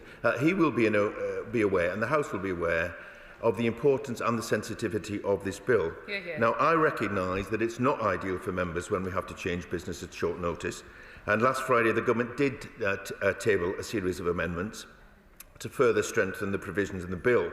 But we do continue to listen to stakeholders on all sides of the debate to ensure that our amendments strike the careful balance that is required and, where necessary, make changes. For that reason, I decided that we would move the bill from tomorrow until next Monday. I'm not going to provide a running commentary on what those changes might be, but my honourable friend, the Minister, is sitting next to me and has heard what the honourable gentleman has said. We will be tabling amendments, new amendments tomorrow.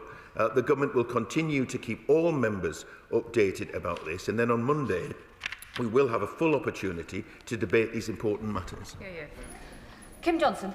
Thank you, Madam Deputy Speaker, and I welcome the statement from the Leader of the House. However, I am a bit concerned that the debate today has been pulled and amendments will be here today. I think watering down the duty of candour, especially for intelligence agencies like MI5 and MI6, is completely unacceptable. The duty of candour is being included in this bill was meant to ensure accountability, to prevent cover-up and to give victims and their families the answers they are entitled to. If this law isn't watertight, if it does not apply to everyone, then it does not deserve to be called the Hillsborough Law. So why is the government pandering to the requests of the security services at the expense of families and the public trust? Thank you, Madam Deputy Speaker. And the short answer to the last point that my honourable friend made is we're not. She has been a very strong advocate on these matters and a great support for families, and that we do understand the significance of this bill, particularly in the region that she represents, but also wider still. The Government is absolutely committed to the duty of candour, and I know that there have been questions about the application of the duty to, for example, the intelligence services. We've been very clear that the duty will apply to the intelligence services, but there is a careful balance that we have to achieve. It's not about the principles of the duty of candour being applied, but how the legislation will apply in practice and having the right national security safeguards in place. This isn't about can we get there in the quickest possible time. No. It is about making sure that we get to the right place and that we do it in the right way. Liberal Democrat spokesperson Bobby Dean. Thank you, Madam Deputy Speaker. And I thank the Leader for his statement. The whole House wants to get this bill right. And if a delay is what's required, then I think the House will support that. And I'm glad the Government's had humility to withdraw it, even at this late stage, in order to get it right. But it does seem extraordinary that the bill will be withdrawn at this very, very late stage. And it does raise serious concerns about what kind of ongoing engagement there was with key stakeholders up until this moment. So can the Leader assure us that what needs to be worked out can be done so meaningfully in less than a week?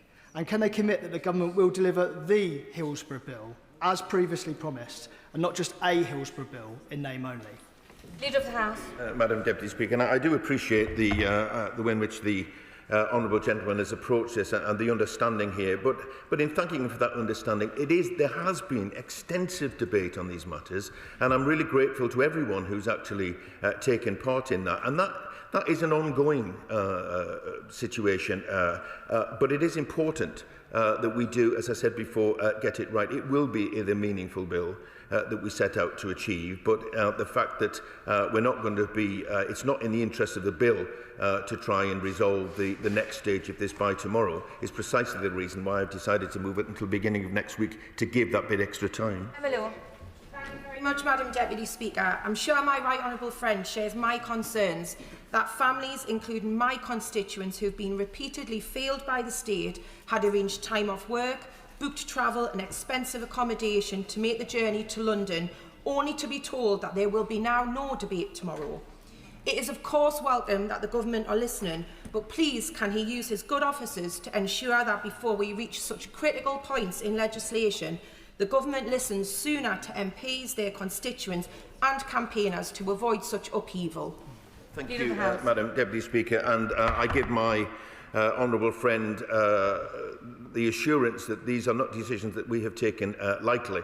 And of course we try, which is why it's come even at this relatively late stage, which is why we try to ensure that any issues are resolved before they come before this House. I'm sorry that my honourable friends' constituents have already made travel arrangements. I hope that they can be altered in a suitable way. I do understand that the meeting with the Prime Minister that the requested will continue to take place tomorrow, but I'm sure they will take an interest in the debate on Monday when we get to that.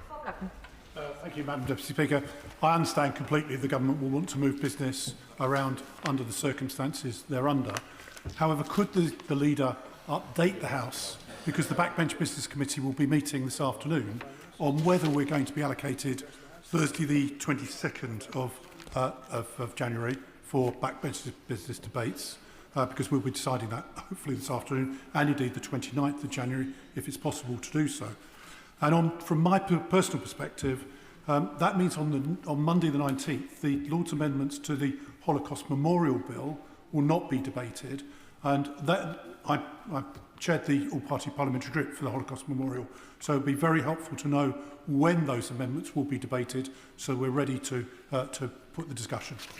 Thank you, Madam Deputy Speaker. I'm not in a position to confirm with the honourable gentleman the 22nd or indeed the 29th, but if I put it a slightly different way, and that also answers his second point about other legislation that was due to be debated on Monday. My aim is to create the minimal amount of disruption, and therefore, while Monday may have shifted and may have changed, it's not my intention to make major changes to what I had already announced about next week. I'm not in a position, as he expects, I'm sure, to say anything about the 29th, but for his committee meeting today, I wouldn't change any plans about their expectations for the 22nd.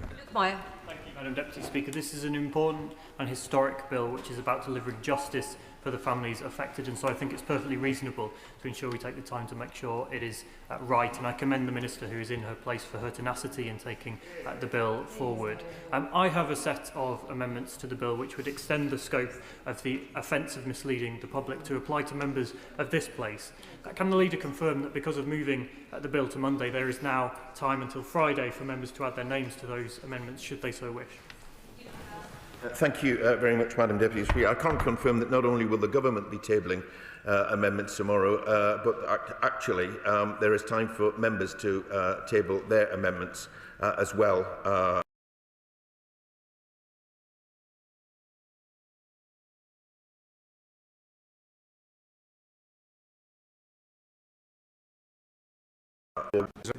Presented the bill at second reading, and given that, does the Leader not believe that the House was entitled for something more than the chaos we appear to be seeing over the way that this process is being handled? Mr. Speaker, I agree absolutely with the honourable gentleman as far as he says this is no ordinary bill, which is why we are taking this important step today to make sure that it has a proper time and there is continued engagement. As for the Prime Minister, he does care deeply about these matters, and he did, as the honourable gentleman confirmed, take part in the earlier deliberations on these matters. But it is his firm view too that it is absolutely important that we get this right, which is why we are making the decision that the best time for the next stage is Monday, rather than risk rushing it, given what else has other discussions would have been had since, rather than risking rushing it tomorrow. Lizzie College. Thank you, Madam Deputy Speaker. I have a particular interest in the accountability of public services due to the shocking treatment of some of my constituents by NHS trusts. And I was very pleased to sit on the Bill Committee, which was on the whole very collegiate and very comprehensive. So I welcome the statement from the Leader of the House that we will be getting this bill right. But can he assure me that there will be minimal impact on the implementation of this bill, notwithstanding, of course, it has to go to the other place? Yes, Madam Deputy Speaker, I'm happy to do that. I do accept that, thankfully, there has been a collegiate approach on these matters, and I hope that that can continue, even if the debates will be on a different day. But I can confirm that there is no great plan to change other than the date at which we take this, instead of tomorrow taking it on Monday. Present a bill to strip Peter Mandelson of his peerage and kick him out of the House of Lords for continuing his friendship with convicted paedophile Jeffrey Epstein. Since tomorrow afternoon is now legislation free, Will the government please schedule the second reading of my bill tomorrow afternoon in order that we can kick Peter Mandelson and all of those who are pals with convicted sex offenders out of the House of Lords as soon as possible? Madam Deputy Speaker, may I commend the Honourable Lady on her ingenuity into weaving into these matters something entirely unrelated. This is a statement on a very specific change to business, and I shouldn't. I should tell her that we do have important plans for tomorrow. There will be a debate on Ukraine. There have been a number of opportunities from that debate, and the government is now has the. The Hillsborough law has been a long time coming. It's been a journey, and for the families of the victims, survivors, and indeed all those affected by lots of other tragedies and disasters over the years, it's been too long a journey and too long coming. Can the Leader of the House please assure me and my constituents that this change is about getting it right, which is one thing I think everyone involved can agree on. We need to get it right, and not about watering it down in any way. Yeah. I agree absolutely. I'm able to confirm absolutely to my honourable friend that that is the purpose of the change. It is to get it right. There is no watering down of this bill. It is about with a slightly longer time period in order to do that, to make sure that when the bill comes out, it does justice for those who have campaigned on these matters such a long time. Sir Bernard Jenkins. Thank you, Madam Deputy Speaker. Given the existential importance of the subject of Ukraine, and presuming that the Prime Minister will be in the House tomorrow to answer Prime Minister's questions, will he be staying on to lead tomorrow's debate, as would seem to be appropriate? And could he also explain what's happening to the Chagos bill? Because there was a motion for regret yesterday. Understood. Leader. Deputy Speaker, I can't confirm who will be leading the Ukraine debate tomorrow, but I've just said a moment ago that the Prime Minister will be meeting the families tomorrow, so I'm not. I think that will probably answer that part of the Right Honourable Gentleman's question. In terms of the Chagos legislation, that was scheduled for next week. And as I've said, I'm expecting minimal disruption. I'm hoping for minimal disruption, intending minimal disruption, so it won't be very long. It won't be Monday, but it won't be very long after that when we can get onto that important matter. Chris Vince. Thank you, Madam Deputy Speaker, and I thank the Leader for his statement. And while I'm here, can I thank the Victims Minister for incredibly hard work on this issue. The Public Office Accountability Bill is hugely important, so I understand why the Leader has taken this decision. Can the Leader confirm to the House that although any changes that are made to this legislation will be thoroughly consulted with the families of those that were tragically lost in the Hillsborough disaster, and will he also confirm that we will continue to make sure that we reach out to the victims and their families when we look at dealing with legislation like this in the future? Thank you, Madam Deputy Speaker. I can confirm that the Government and Ministers do continue to speak with stakeholders, particularly, obviously, the families. I think there's been a great deal of effort put into that, both by my honourable friends on the backbenches, but also ministers too. I commend them for that, but if there are lessons to be learned, then we will learn those lessons, and such is the progress of legislation. Therefore, for future bills, if there are lessons to be learned, I'm sure we'll have learned them. Thank you, Madam Deputy Speaker. Now the Chagos bill has been dropped from the order paper on January the 19th. Could you please confirm when the consideration of the Lord's amendments will be scheduled? Madam Deputy Speaker, they may have been dropped for January the 19th, but they have not been dropped. As I've just said to the Right Honourable Gentleman, my intention is for minimal disruption. Minimal disruption. So if it's not the 19th, the Honourable Gentleman might want to think what might come shortly afterwards. I will confirm the business on Thursday as usual. If he is in his place on Thursday, he will hear first hand. Final question, Sir Desmond Swain.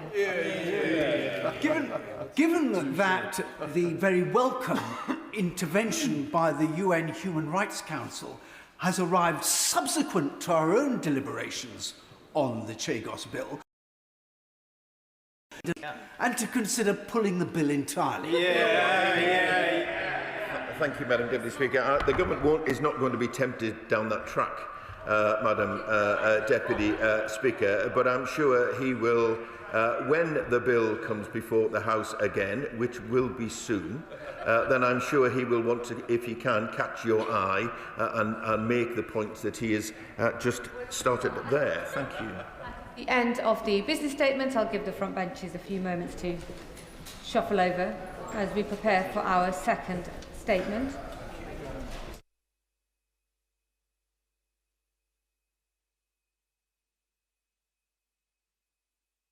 The second statement on Iran. Foreign Secretary. Thank you, Madam Deputy Speaker. With permission, I want to update the House on the disturbing unfolding developments in Iran. Horrific reports suggest that potentially thousands of people have been killed and many more arrested in the most brutal and bloody repression against public protest in Iran for at least 13 years. On the 28th of December, protests began on the streets of Iran following a plunge in the value of Iran's currency. Over the following week, the protests grew in scale, intensity, and geographic spread. Crowds surged onto the streets from major cities to rural towns. Voices ranging from shopkeepers to university students protesting for change. Instead, they have been met with the most bloody repression. A total internet shutdown instigated by the Iranian regime from the 8th of January, together with restrictions on phone communications, means that the full facts are not yet clear. But I am fearful that the reports that we have seen may underestimate the full scale of the horror as further evidence and testimony reaches the outside world.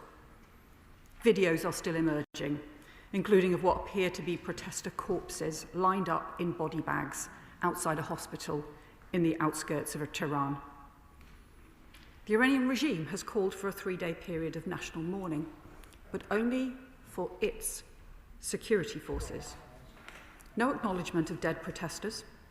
Instead, the regime peddles its manufactured narrative of foreign manipulation and seeks to portray peaceful protesters as criminals and terrorists, all the while pursuing a brutal and relentless crackdown on its own people. It takes huge bravery to protest and to speak out in the face of this oppression, especially for women who continue to face and endure severe repression in their daily lives. So, Madam Deputy Speaker, the United Kingdom condemns in the strongest of terms the horrendous and brutal killing of Iranian protesters, and we demand that the Iranian authorities respect the fundamental rights and freedoms of their citizens. On Friday, the Prime Minister joined with the German Chancellor and the French President in condemnation of this violence and to call for an end to the violence. It is a message that I have also delivered directly to the Iranian Foreign Minister Araghchi yesterday, setting out the UK's total abhorrence at the killing and the repression that we are seeing, urging them to immediately end the violence today. As the further reports have come through, the Minister to underline the gravity of this moment and the horrific reports that we are hearing. No aberration, it is no outlier, rather it is all too in keeping with the fundamental nature and track record of this regime. Consistent with its previous conduct towards its own people, as we saw during the lethal repression of protesters in custody of Mahsa Amini at the hands of Iran's so-called morality police. Or consistent with its destabilising actions towards its neighbours in the region, as we have seen in its backing of terrorist and extremist proxies of Hezbollah, of Hamas, of the Houthis, and from Iran's barrage of missile attacks on Israel. And consistent too with Iran's malign global impact, whether it be in terms of weapons support for Russia against Ukraine or its nuclear programme. And consistent too with Iran's state threats activities on UK soil, posing danger to dissidents, journalists and the Jewish community here in the UK. With more than 20 potentially lethal Iran-backed plots over the last year alone, as tracked through the vital work of the UK's security agencies. So let me set out the action that the government is taking in coordination with allies in response to this consistent threat that the Iranian regime poses to the stability, security and freedom and to the UK national interest. First, on domestic security threats, we will not tolerate any Iran-backed threats on UK soil. In May, 3 Iranian nationals were charged with offences linked to the Iranian regime under the National Security Act in 2023, and I want to thank the police, security and intelligence services for their tireless work to keep us safe. Last year, we placed Iran on the enhanced tier of the Foreign Influence Registration Scheme to detect, deter and disrupt malign and undeclared efforts to undermine our democracy. We sanctioned the criminal Foxtrot network for the violent threats it posed against Jewish and Israeli targets in Europe on behalf of the Iranian regime. And we have geared up the UK's security infrastructure to better tackle hybrid threats. As Home Secretary, I commissioned the review by the Independent Reviewer of Terrorism Legislation, Jonathan Hall, KC, into what more needed to be done so that we could apply counter-terrorism style powers, including on prescription, to state-backed threats as well. And we announced last year that the government will take forward the recommendations so we can deal with all the UK-based threats that we face. Second, support for British citizens. Madam Deputy Speaker, the first duty of any government is the safety and security of our citizens, and my department is working tirelessly to ensure the safety of British nationals in Iran. I spoke yesterday with the leader in Tehran about the vital work that he and the team are doing on the ground. Relevant Iranian authorities regarding detained British nationals, and their welfare in Iran remains a priority. We are, of course, deeply concerned that Craig and Lindsay Foreman have been charged with espionage in Iran, and just yesterday, Minister Faulkner met with members of the Foreman family, and we continue to raise this case directly with the Iranian authorities. Third, the coordinated economic and diplomatic pressure on this regime. This government and our predecessors have continually raised human rights violations in Iran through the UN and international forums, including most recently, this autumn, resolutions calling for an end to the regime's reprisals against women, against journalists, and against human rights campaigners. But then in October, alongside our E3 partners, France and Germany, the UK triggered the snapback process, which saw the reinstatement of 6 previously terminated UN sanctions resolutions on Iran. We did so because of the repeated failure by the Iranian regime to comply with its nuclear commitments.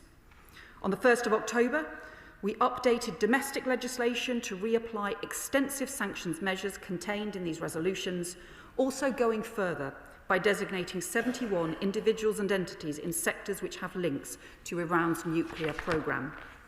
Overall, this government has imposed over 220 Iran sanctions designations since coming into office.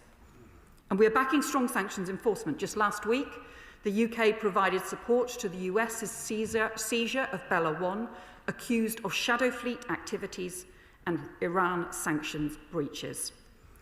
And at the time when the sanctions were reinstated in October, I also urged the Iranian regime, even then, to change their approach, to work with the international community to comply with their obligations. I told them then that it would take time, and during that window they should start compliance and engagement with the international community and obfuscation. They have not done so. Weapons inspectors still have not been given access, and far from changing their approach, we have seen instead a reversion to the most brutal forms of repression on their own streets. As a result, I can confirm the UK will bring forward legislation to implement full and further sanctions and sectoral measures. The UK has already designated key players in Iran's oil, energy, nuclear and financial systems. Further measures will target finance, energy, transport, software and other significant industries which are advancing Iranian nuclear escalation. And we will work further with the EU and other partners to explore what additional measures might now be needed in response to developments. And I also send a message to other countries who have sought to avoid implementing UN sanctions or to undermine the legitimacy of the UN sanctions reinstated following the snapback process, because no one should be supporting the kind of approach the Iranian regime is currently taking, and all member states should be fulfilling their UN obligations on such a grave and serious issue. Madam Deputy Speaker, let me say something else about the events in recent days. Just as they did in 2022, it's absolutely clear that the Iranian regime are trying to paint these protests as the result of foreign influence and instigation. They're using that accusation to try and whip up opposition to the protests amongst anti-Western Iranians and try to justify their vicious and sickening attacks on the ordinary civilians marching in the streets. These are nothing but lies and propaganda being spread by a desperate regime. They must not be allowed to undermine a genuine grassroots movement, drawing together people from all parts of Iranian society and spreading across multiple cities and regions. And that is why we and other governments across the world are determined not to play into the hands of the regime or to allow our words or actions to be twisted to support their lies and propaganda. And with a functioning embassy on the ground in Tehran and British nationals being held in Iranian jails, previous governments have always done. To tackle Iranian threats at home and abroad than any recent government, and we have done so with broad cross-party support. That must continue. The world is watching Iran, and the UK will continue to confront the regime's lies, to call out its repression, and to take the steps necessary to protect the UK's interests. I commend this statement to the House. I call the Shadow Foreign Secretary, Dame Priti Patel. Madam Deputy Speaker, and I thank the Foreign Secretary for sight of her statement earlier on. Every day for the last 2 weeks across Iran, we have seen brave and courageous men, women and children standing in defiance of a cruel and barbaric despotic regime which has suppressed lives and freedom for over 5 decades. People are being arrested, attacked and murdered in the streets. It has been reported that over 2,000 people have now been killed in Iran, with one report even suggesting that the real figure is over 12,000, and over 10,000 have been arrested, according to the human rights activists in Iran. Towns have been flooded with soldiers to suppress protests, and hospitals are overwhelmed with the injured and murdered. Thousands upon thousands of Iran's young, like the 23-year-old fashion student Rabina Amini, have been shot, killed, buried by the side of roads as they called for a free Iran. And we've seen reports of executions due to take place for those arrested just days earlier. We cannot let their dreams be buried as we mourn the victims of Tehran's atrocities. These were ordinary Iranians doing extraordinary things, fighting for their freedom. We stand with those brave Iranians, we back their calls for freedom, and we join demands for the regime to end. This is a regime whose cruelty goes beyond the brutality we have seen in recent days. The theocratic terrorists in Iran have for too long threatened regional security, from Hamas to Hezbollah to the Houthis backed by Iran.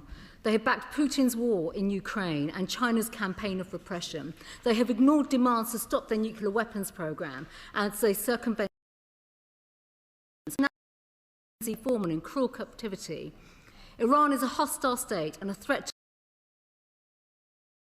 the world, and Britain must have the resolve to deal with them. So ask the Foreign Secretary, where is the government's resolve to stand up to Iran of this regime? As Iranian citizens are sacrificing their lives in the fight for their own liberation, what message of hope and reassurance does the Foreign Secretary give to those risking their lives on the streets of Iran each day? What is being done to challenge the Iranian regime over the violence it's conducting? What is her assessment of the numbers killed and injured? It is right that the Iranian ambassador has finally been. Well, the Foreign Secretary says she's spoken on the phone to her counterpart. What is with him, the Foreman case, and what was under total control? This should stand with those campaigning for a free and democratic future, and if change comes, we should be ready to support this change. Given the statements from President Trump, what discussions have taken place with the US administration over their plans? Partners are all scenarios being military bases to stop brutality of the Iranian regime. And if the regime is being weakened, what assessment has been made of the risk Iran in terms of retaliating and escalating plots to undermine our security here? Madam Deputy Speaker, and regional interests from Iran's nuclear threats. The then government refused to give a view at the time on those actions. They sat on the fence in a feeble attempt not to upset its backbench MPs. As people fight dying for their rights and for democracy, this is no time for weakness, and Britain should be robust in cutting off the Iranian regime and removing the funds they rely on. So will the Foreign Secretary state what further direct sanctions, and I know she's touched on some of this, will be placed specifically on the regime and its key henchmen in particular? Will she confirm that no one from that regime will ever step foot in our country and threaten the security of Britain should they try to flee Iran? Why has it taken so long to implement the reintroduction of sanctions under snapback? And on the IRGC, in opposition, Labour said they would prescribe the IRGC, but they have not done so in government. It is incumbent upon them to share their reasons for not doing so with the House. The Foreign Secretary refers to the report from Jonathan Hall, which she says they will take forward. And of course, that was 8 months ago. So when is this coming? And why was Downing Street briefing yesterday that prescription would not happen? Will they be prescribed? Madam Deputy Speaker, this side of the House will work with the government in the national interest and in security and stability to pass legislation and other measures needed to put maximum pressure on this despotic regime. So a suggestion for the Foreign Secretary: instead of legislating for the £35 billion surrender of Chagos, will she use the time we have in this House to deal with the IRGC and Iran, the regime, and keep us safe, and even use the £35 billion to bolster our defences? Because at this critical moment, Britain must do all we can to stand with Iranians fighting for their freedom and to protect them and us from Tehran's threat. Foreign Secretary. Well, can I say I do agree with the Shadow Foreign Secretary in her condemnation of the brutality and the horrendous actions of the Iranian regime and the threats that it poses.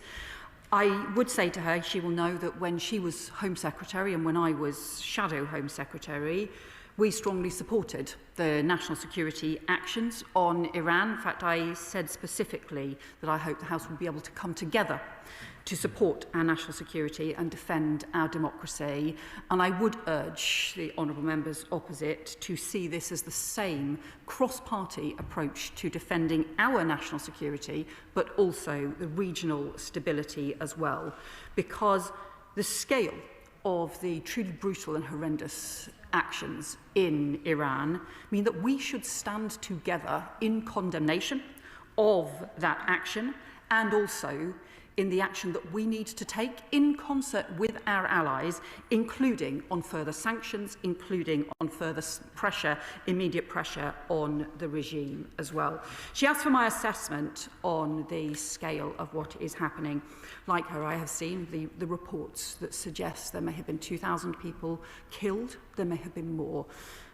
My fear is that the number will prove to be significantly higher because we are currently getting so little information because of the internet blackout that the regime has instigated, because they are trying to hide what they have done and the consequences of it. And that is why we are also talking to other countries about what can be done swiftly to try to restore some sort of internet access or phones communication to people across Iran as well. She asks about the Formans. I directly raised the Formans directly with the Iranian regime just before Christmas, and we continue to raise this case because it is a huge consular priority for us. And we are too also in close touch, not just with the US, but also with other allies across Europe, across the G7 as well, and looking further at what the sanctions measures are that we need to take. She asked about the snapback. She will know that obviously this had been a running issue for very many years. The non-compliance with the nuclear regime. The previous Conservative government had not taken the snapback action. We did take the snapback action. It was supported on a cross-party basis. I hope again that that will remain so because it was clear that that compliance was not taking place. And that work was done in conjunction not just with the E3, the France and Germany, but also with our US allies, many conversations with them about this as well. And then she also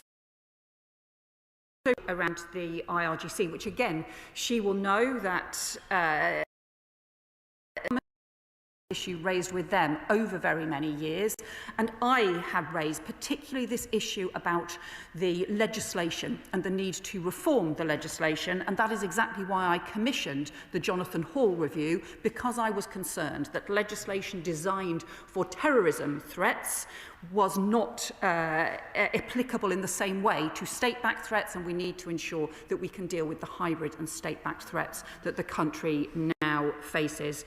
Now it needs the international community to come together on this. In the face of this brutality from the Iranian regime, we need that concerted action, not just around sanctions, not just around the enforcement of the existing sanctions, but also around the overwhelming pressure. We will pursue that through the UN. We will pursue that through every avenue we can. The world is watching Iran. The world needs to be watching, and the world needs to stand together against the brutality that we have seen. Thornbury. Thank you very much, Madam Deputy Speaker. I think the question now is, what is Donald Trump going to do next? And there must be many people in the Foreign Office trying to second guess what he may do. And the question is will we give support to Donald Trump if he decides to take action against the Iranian regime in what he would say would be in defence of the Iranian that we did in the summer, which was to give assistance when it came to Israel when the Iranians, or if the Iranians retaliate. So she will obviously understand it is the US response will be a matter for the US government and the US administration as well, and it wouldn't be right for me to speculate on what, how and the way in which that they will respond. What I can do is set out the UK's approach around increasing the economic and diplomatic pressure on so in calling on countries to come together to do so, because in practice we have not seen them enforced, and we need that concerted action together in the face of this brutality. Liberal Democrat spokesperson Callum Miller. Thank you, Madam Deputy Speaker, and to the Foreign Secretary for advance sight of her statement. Like members across the House, I feel humbled by the courage shown by so many Iranians to stand up. They also showed after the death of Mahsa Amini in 2022 at the hands of police, a crime that showed the regime's particular violence towards women. It is abundantly clear that the regime in Tehran is utterly illegitimate in the eyes of the Iranian people. And it is deeply shocking to learn that thousands of protesters have now been killed by regime forces and that further executions have already been scheduled. Madam Deputy Speaker, at this critical moment, we must take all the action available to us to support these brave protesters. We must also make sure that those in the UK who campaign for freedom and democracy in Iran and members of the British Jewish community are safe here. I welcome the new sanctions that the government has committed to today. So in light of the grotesque efforts to brutalise these protesters, will the government now personally sanction Iran's senior leadership, including Supreme Leader Khamenei? I hear the Foreign Secretary's commitment to new legislation. When it is in place, will she now commit to prescribing the IRGC, an organisation committed to suppressing dissent at home and exporting intimidation to our shores? Madam Deputy Speaker, Iran's decision-makers must be held to account for their attacks on peaceful protesters, and the UK must take a lead to ensure justice is delivered. So will the Secretary of State call on the UN Security Council to open an International Criminal Court investigation into crimes against humanity committed by the Iranian government against its people? And will the government commit to using the UK's satellite capabilities to record evidence of human rights abuses which could be used to support such an ICC investigation? Madam Deputy Speaker, the Foreign Secretary is right to avoid giving the regime any excuse falsely to claim foreign influence. Yet we know Donald Trump has proposed direct US military intervention. Does the government consider this would be merited, politically and legally? And would it reduce or increase the risk to the brave protesters? As evidence of the violence being perpetrated by the regime continues to reach international media, the safety of British nationals in Iran must remain a priority. And so I welcome the Foreign Secretary's assurance that plans are in place to support British citizens in Iran, and I thank our ambassador and his staff for all their work. Can I welcome the honourable member's support for the ambassador and his staff who work in obviously very difficult conditions, but can I also particularly welcome his support for the bravery of those who have protested and who now, we fear, have lost their lives as a result of their courage in the face of such a brutal regime. He asks about the processes of the future. We will we will take forward the legislation around sanctions, and I have set out measures in the statement that we will go forward on, but also to look further in conjunction with the EU at what further measures we can take. He will understand that there are processes that we need to go through, both around sanctions. He will also understand that the prescription process is always one for the Home Office as well, but I do very strongly want to see them ensure that we have a legislation in place that ensures we can deal with the different kinds of threats we face, because it's no longer just about terrorism threats. Very often we face now hybrid threats and state-backed threats on UK soil as well. We are looking further at the satellite issues as well, as I have said, and we will continue to work closely with countries across the world, and we do urge the international community to come together in condemnation and action. West. Thank you very much, Madam Deputy Speaker. People in Hornsey and Fry and Barnet have written to me in absolute desperation.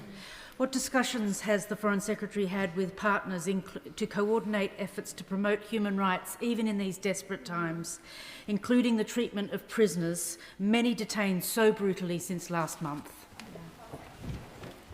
Well, we have been having many discussions with our partners. On Friday, the Prime Minister put out a statement in conjunction with the France and Germany as part of the E3, because it was as part of that E3 that we took the action in the autumn on the snapback and the introduction of new sanctions on Iran. We also, in the autumn, had pursued action through the UN and resolutions around human rights, and particularly condemning the repression of women as well as journalists too. We will continue to do that, and it is the top issue that we are discussing with our international partners at the moment. Morrison. Madam Deputy Speaker, the technical issues around proscription are well understood, as they were understood by the last government as well. But 8 months ago, Jonathan Hall Casey offered a remedy to get around it, which is his statutory threat notice vehicle. When will the government bring that? It's urgent. Is it being used for the IRGC overall, or simply its constituent entities are particularly problematic, such as the Basij militia and the Quds Force? Well, he will understand that I can't preempt the proper prescription processes that take place or the use of future legislation in decisions that need to be taken by the Home Office and by the Home Secretary. But I hope I have conveyed to him that this is something that I feel very strongly about, that we do need is legislation in place because of the nature of the complex and hybrid threats that we face. Florence Shalami. Thank you, Madam Deputy Speaker, and I thank the Foreign Secretary for her statement this afternoon, and it's clear and it's good for us as a united house. We are seeing the little that we are seeing, and support for British nationals. Across my constituency of Vauxhall and Campbell Green, many constituents have contacted me, including one constituent who mentioned, in our household, my partner is Iranian. I've seen a fear in her family, which I understand given their experience. She fears for her family back home. And as her family here in Lambeth, it would mean the world for us if things could be better. So my son could visit his mother's country of birth without abduction. and equally for the mass shootings to now be against the perpetrators and the protesters to stop. I just wanted to ask the Foreign Secretary, she outlined additional sanctions. Is she ensuring that those sanctions are hitting the Iranian authorities responsible for this brutal violence instead of the innocent protesters who are trying to get their innocent points across? My honourable friend makes a really important point about the number of people, British citizens who have Iranian family, who are deeply worried about their safety, but actually also for Iranian citizens who live lawfully here and have done so for a long time, who have also been targeted by the Iranian regime. On the point she makes about sanctions, I can assure her the UK does not sanction food or medicines. Targeted decisions on how to ensure that sanctions focus on those as opposed to the ordinary people. John Whittingdale. Thank you, Madam Deputy Speaker. Does the Foreign Secretary agree that the attempts by the regime to suppress news of what is happening in Iraq by shutting down the internet makes the work of external media like the BBC Persian Service and Iran International all the more important? Now, given that journalists from both organisations have been attacked and threatened, can she confirm, and her colleague, the Security Minister next to her, that measures will be taken to step up the security of those journalists?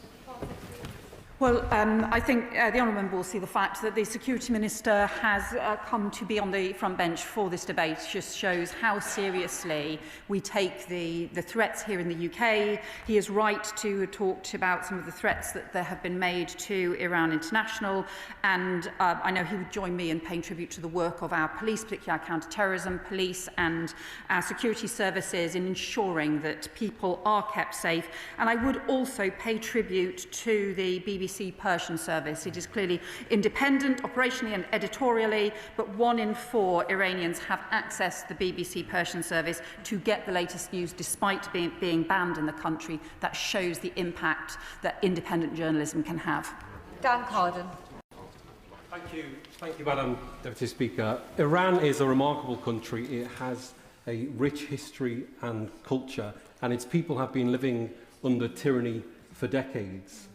They are now fighting to rid themselves of their chains, and Britain is a friend to the Iranian people, and our aim should be to stop the regime massacring its citizens and to set the people of Iran free for a democratic future.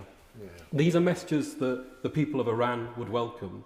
The Republic has declared war on its people. They are being murdered in the dark, and we must be a force for light.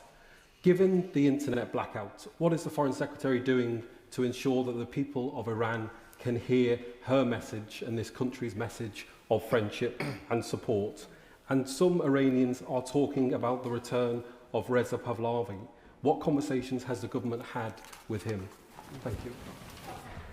Well, the point that my honourable friend makes about the need to restore communications is crucial. It is crucial for us to be able to find out the sheer horror of what is happening. It is crucial for the people of Iran to be able to communicate with each other, to be able to speak out, to be able to ensure that their voices are heard.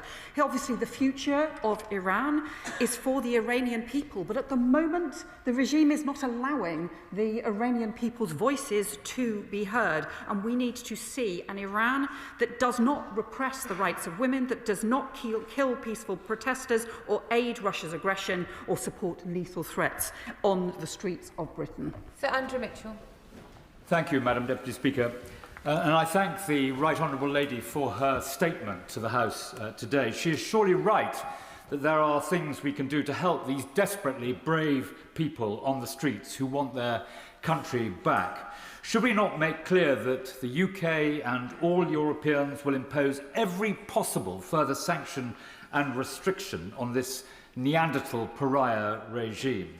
Should we not help break the communications blackout through Starlink and satellite and other technology and make sure details of the regime-led barbarity on the streets is widely known?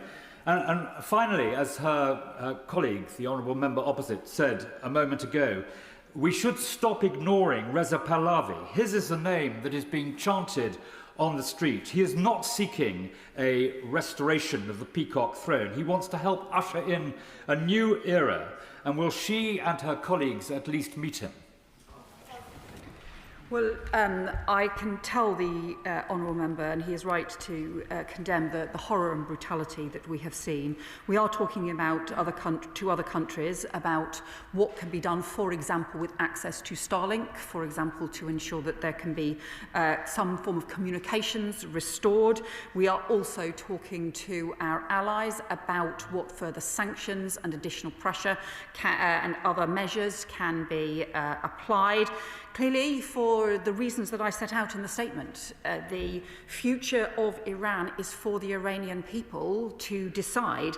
But let us be clear, we need to see fundamental change, and we need to see an Iran that does not repress its people so brutally, that believes in the opportunities of its people for the future. That is not what we are seeing now.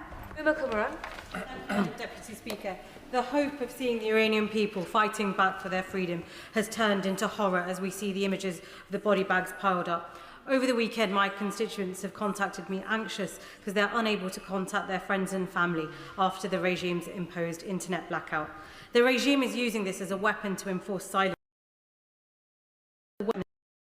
of their own innocent citizens. Can the Foreign Secretary assure us that the British government is putting the strongest possible pressure on Iran's regime for their appalling human rights violations and the oppression of the Iranian people, and reaffirm Britain's steadfast support for the Iranian people in their fight for democracy? I can confirm that to my honourable friend, that we are continuing to raise through every possible avenue that we can, directly with the Iranian regime, but also through the different international forums as well, our total condemnation of what is happening, including as the horrors emerge with each day, which become more deeply disturbing and troubling. And that is why it is so important for the international community to come together and speak with one voice. Thank you, Madam Deputy Speaker. Madam Deputy Speaker, Iran is a remarkable country and its people are remarkable. But I agree with the Foreign Secretary when she says that the actions of the Iranian regime is no aberration. She was absolutely right to say that. Will she look at prescription of IRGC, as others have said? We prescribed Wagner. That was the right thing to do. Will she bring us more information about the targeting of the shadow fleet, which is crucial? And finally, will she look longer term at support for civil society, who will be crucial in any rebuilding efforts? Secretary response. We've got 6 hours of protected business for the finance bill, so this has to move much faster, shorter questions, and this will finish in about 40 minutes. Foreign Secretary. I can obviously have set out my response in terms of the importance of changing the legislation around prescription, and also on the shadow fleet. We are working on further measures on the shadow fleet. You'll have seen the action that we have taken to support the US interdiction on the shadow fleet, and we will, he makes a really important point about support for civil society, because that is where the strength of the Iranian people lies. Thank you. Madam Deputy Speaker, the scenes we've seen in Iran are heartbreaking, terrifying, and I fear just a fraction of what is happening given the media blackout. The Foreign Secretary says that the world must come together, and she's right. I understand her point that it is a matter for the Home Secretary about prescription in this country, but can she confirm, given the measures that are being talked about in the European Parliament, where they've banned representatives of the Iranian government from attending, that she is talking to our European counterpart about coordinating prescription measures? Well, what I can also assure my honourable friend is we are certainly continuing to talk with our close allies, including in Europe, on the action that is needed. And we have also sanctioned the entirety of the IRGC and placed not just the IRGC, but also the whole of the Iranian state on the enhanced tier of FIRS. That also gives us the ability to place all sorts of other restrictions and to ensure that there is pressure in place as well. Mark Pritchard. Reassure the House that freedom and justice will remain at the heart of British foreign policy rather than the pursuit of oil and gas, how important that might be. And I stand with her in standing up for those who are standing for freedom in Iran. Courageous, brave. And of course, freedom is not a Western construct. It is a universal right. Yeah. It doesn't emanate out of London or Washington. It emanates out of the hearts of men and women across this planet. But can I ask her to draw upon the lessons of history going back to the 1950s and Operation Ajax, and of course the Shah and his family being referenced here today. But it's important that when we see regime change and changes of leadership in or Syria, that we learn the lessons where we've made stand by those in Iran today. Well, the honourable member is right. There are many lessons from history to learn, but he is also right to highlight those core values around human rights, around freedom, around justice, and I would also say, frankly, around basic humanity when people are being killed in the most brutal circumstances. Taylor. Madam Deputy Speaker, and I think it's very telling that in the past few weeks we've heard absolutely nothing from politicians from your party, from the Greens, from the Socialist Campaign Group, from the Stop Some Wars coalition. Where have been the marches and the solidarity of the Iranian people? You cannot claim to be a progressive and care about social justice if you don't want to see the total and immediate fall of this despotic, theocratic regime. And on that point, can I ask the Foreign Secretary if she will listen to the advice of the honourable and gallant member for Tunbridge, who I think the whole House will agree is a fantastic advocate for the Iranian people, in talking now with other partners, and I hope with Iranian activists here in the UK, about if the Iranian regime does fall, what we can do to immediately support the Iranian people to build a better future, just as we're trying to do in Syria. Well, we want to see a better future for Iran. We want to see a better future for the Iranian people. I think we have to be clear. It is the Iranian people who are expressing that urgent desire for a better future, and the future of Iran must be in their hands. But we will continue to work with international allies in support of action against the brutality that we have seen. That is exactly why we are looking at these further sanctions measures. Deputy Speaker, when the US President tells the Iranian protesters that help is on its way, which he has just done, does that include British help? Will the government rule out the UK taking part in any planned US without multilateral authorisation? Well, as she will know, I cannot set out the US foreign policy approach. That is for them to do. What I can do is set out the action that we are taking, the further sanctions that we will be implementing, and the work that we are doing with our international allies on how to sustain and how to significantly increase the economic and diplomatic pressure on this brutality that this regime is showing. Andrew Pakes. Speaker, firstly, can I put on record my thanks to our diplomatic staff working around the world to support people during this difficult situation. Can I ask the Foreign Secretary what conversations Secretary is having with our G7 and European allies about what more we can do to use new technology to record and capture and document the horrific abuses of human rights that are happening. So when the right moment arises, we can show our leadership in holding the leadership of Iran, current leadership of Iran, to account for the horrific abuses of human rights. I thank the honourable friend for that question. We are already talking to our allies about how communications could be restored, and I will ensure that that further issue that he has raised is looked at as well on technology. Thank you, Madam Deputy Speaker, and I very much associate myself with many of the things the Foreign Secretary has said, but may I ask her just to move beyond the hopes that people have that the regime changes. Recent NATO Parliamentary Assembly visit to the Gulf highlighted how worried those Gulf countries are about instability, and that it may not be one government that then runs Iran. So may I ask the Foreign Secretary what meetings and conversations are taking place for security of the whole region and those states that feel under threat if this regime is to fall? The honourable member is right to raise the broader instability across the region that has obviously been fuelled by some of the actions by the Iranian regime, some of the extremist proxies that they have supported. But he's also right to say that instability in any country within the Middle East and that has implications for the Gulf as well can have much wider security ramifications, much wider instability. And we are very alert to all of those issues and discussing those issues with allies. Dr. Ruperhart. Well, thank you, Madam Deputy Speaker. After the false dawns of the Arab Spring and the Zindagi Azan movement, can I ask my right honourable friend to stand firmly with the Iranian diaspora here, many of whom came after the 79 revolution, against this brutal and repressive tyrannical regime, particularly those who are critical?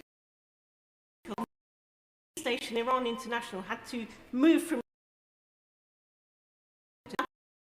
It's all the more needed at a time now. It's in a fortress-like, undisclosed location now that there's a communications blackout. Well, my honourable friend will be aware of my right honourable friend, the Security Minister's strong action that he has been taking around transnational repression, and that includes transnational repression from Iran, because people who live in the UK, people need to be able to feel safe on our streets, safe to be able to debate, to communicate, and not feel that they are in any way under threat from an overseas regime. Dr. Kieran Mullen. Thank you, Madam Deputy Speaker. Madam Deputy Speaker, we talk about political courage in this country sometimes. It pales in comparison to the courage that these young people are showing. People like Irfan Sultani, 26 years old, who I understand reports suggest is going to be hanged today alongside other protesters. I know these situations are complex and they carry political risk. Given the courage and the risks they're facing, will the Foreign Secretary at least commit to showing whatever political courage she can if opportunities arise to help these people in all sorts of different ways in coming days? Well, he is right to talk about some of the incredibly disturbing reports that we have seen about potential executions.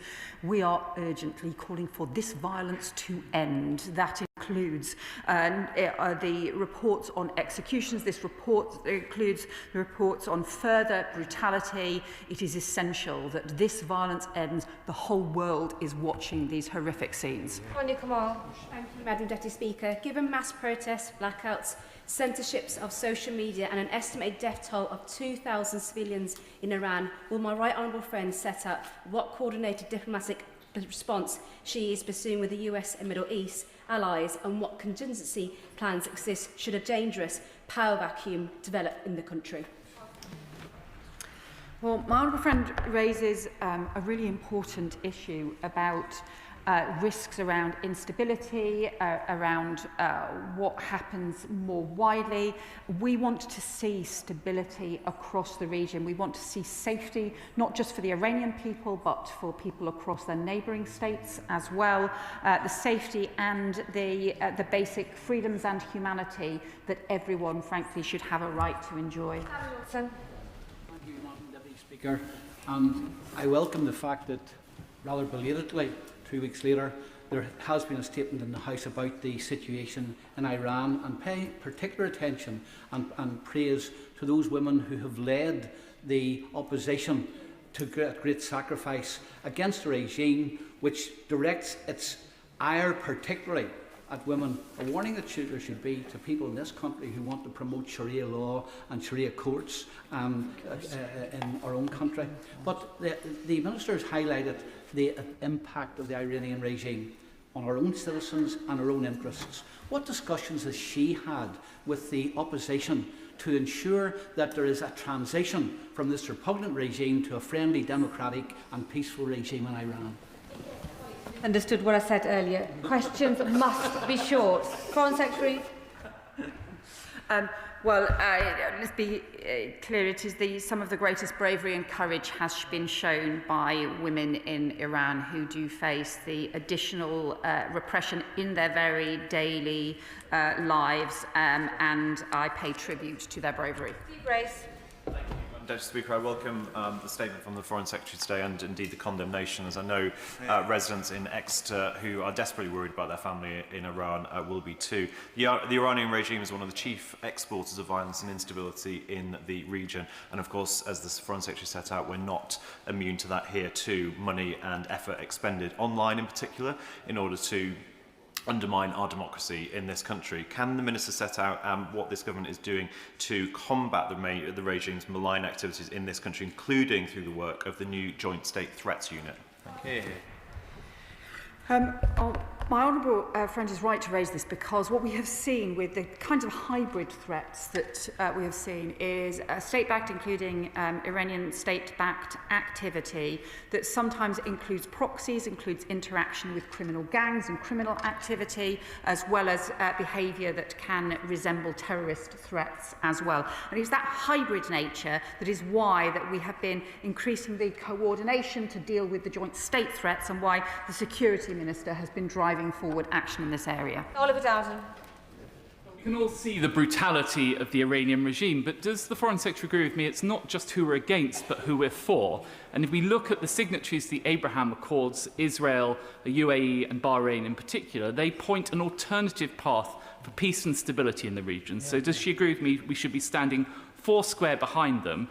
And while I'm at it, does she agree with the excellent point from the Honourable Member for Hemel Hempstead? Does she think that those hundreds of thousands of protesters who came out in support of the Palestinian cause might come out in support of Iranian dissidents? I won't be holding my breath. Well, I hope we can see the strong support for the people of Iran and for peace and stability across the region. I think it was significant that we saw so many countries come together around the peace process in Gaza, and we did see an international consensus build around that. It is still fragile, and there is much work still to do. Nevertheless, there has been an international consensus around that. We are stronger when countries work together, including standing firm against brutality and repression. Tulip Sadiq. Thank you, Madam Deputy Speaker. The Foreign Secretary will know that Hampstead and Highgate has a sizable Iranian community who are very worried about their friends and family in Iran. One of the questions my constituents have asked is, what is the FCADO thinking in terms of an official registration service for dual nationals who are currently stuck in Iran? But still like to know what the Foreign Secretary is thinking in case the situation won't come back to Britain. Foreign Secretary. Well, the point my honourable friend made is one of the reasons why I highlighted as part of my statement that the key issue for the UK, and is why the work of our embassy is so important, is also about the safety of British nationals, and that includes the safety of dual nationals. So this is something that we take immensely seriously. It's why we support the continuing work of our embassy, and I pay tribute to the work that our embassy staff are doing to consider all of these issues. Sarah Pochin. Thank you, Madam Deputy Speaker.